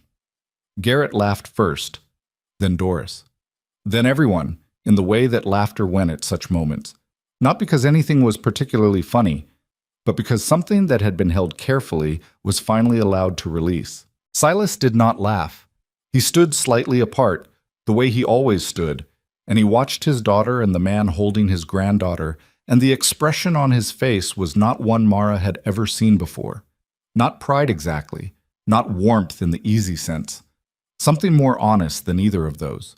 Something like a man who has spent a long time being wrong about what mattered, and is standing in the middle of what actually matters and knows the difference now, and knows it cost. She met his eyes across the grass. He nodded once. She nodded back. The summer that followed was the hardest working season Black Ridge had ever had, and also the best one. 140 head on the upper pasture by July, 6 hands rotating the range work, a bunkhouse that was finished in May and smelled like new timber all through the hot months. Mara ran the accounts and the supply logistics and negotiated the fall contracts with the trading post to the south. And she was good at it. Not learning to be good, past that now. Just good. With the particular authority of someone who has been doing a thing long enough that it fits. She and Ronan argued, because they were both people with opinions, and neither of them was built for the kind of agreement that was really just one person going quiet. They argued about the expansion timeline, about a hand Ronan wanted to let go and Mara thought deserved another chance, about the winter feed stores and whether she'd over-ordered or he'd underestimated. The arguments were not comfortable. They were also, she recognized this gradually and with some surprise, not frightening. They were just the sound of 2 people who both cared about the same thing and saw it differently, working it out. Nobody disappeared on a Tuesday. Nobody left a silence where a decision should have been. They worked it out, and the working out was its own kind of closeness. Clara grew. This was the enormous, daily, mundane miracle of it. The child grew. continuous and unstoppable, and everything about her was becoming more specific, more particularly, unmistakably herself. She had Mara's stubbornness and what Vivian had identified as Silas Whitlock's eyes, and something else that belonged to neither of them, some quality of complete self-possession that she'd apparently arrived with and was going to keep. She was afraid of nothing Mara could identify, and curious about everything, and she attached to Ronan with a comprehensiveness that left no room for interpretation. He was her father. That was simply the truth of it, not a complicated truth, just the one. One evening in August, when Clara was asleep and the summer dark had settled over the valley, and the mountains were just their shapes against the sky, Mara sat on the repaired porch, the one Silas had fixed in September, solid now, no longer sagging, and thought about February. She did this sometimes, not with pain exactly, but with the strange dissonance of someone who can barely recognize the person they used to be from the person they are now. She thought about the woman who had stood in 11-degree cold on a porch step with a 6-week-old and no coat. She thought about what that woman had believed in that moment, about what the future contained. Nothing good. That was the honest answer. In that specific moment, the future had contained nothing she could identify as worth moving toward. It had contained only the next problem, and the one after that, and the grinding necessity of continuing regardless. And she had continued regardless. That was the whole of it, really, when she reduced it to its essential element. She had kept going not because she believed in something waiting at the other end, but because Clara was against her chest and stopping was not an option, and so she walked. And this, the repaired porch, the summer dark, the mountains, Ronan's boots by the door, Clara's sounds coming through the window. This was what had been on the other side of continuing. Not magic, not fate, not the reward for surviving written into some script she hadn't been able to read. Just the accumulation of small decisions made by an imperfect woman in difficult circumstances who had refused, repeatedly and at significant cost, to become less than she was. She thought, Mama was right. You don't let anyone take it from you, least of all yourself. She thought, I didn't. The door opened behind her and Ronan came out with 2 cups of coffee. Real coffee, the good kind, which was no longer a luxury at Black Ridge but a regular feature of the mornings and some of the evenings, and sat in the chair beside her and handed her the better cup without thinking about it.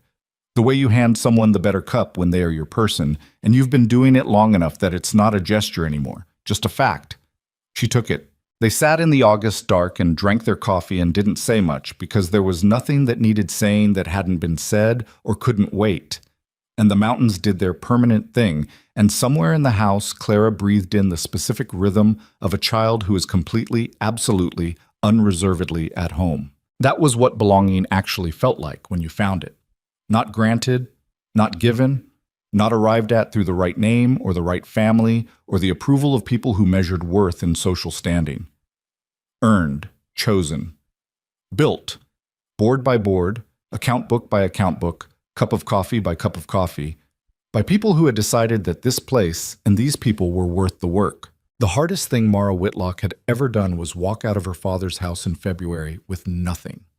The truest thing she had ever done was walk back into this one. She was home.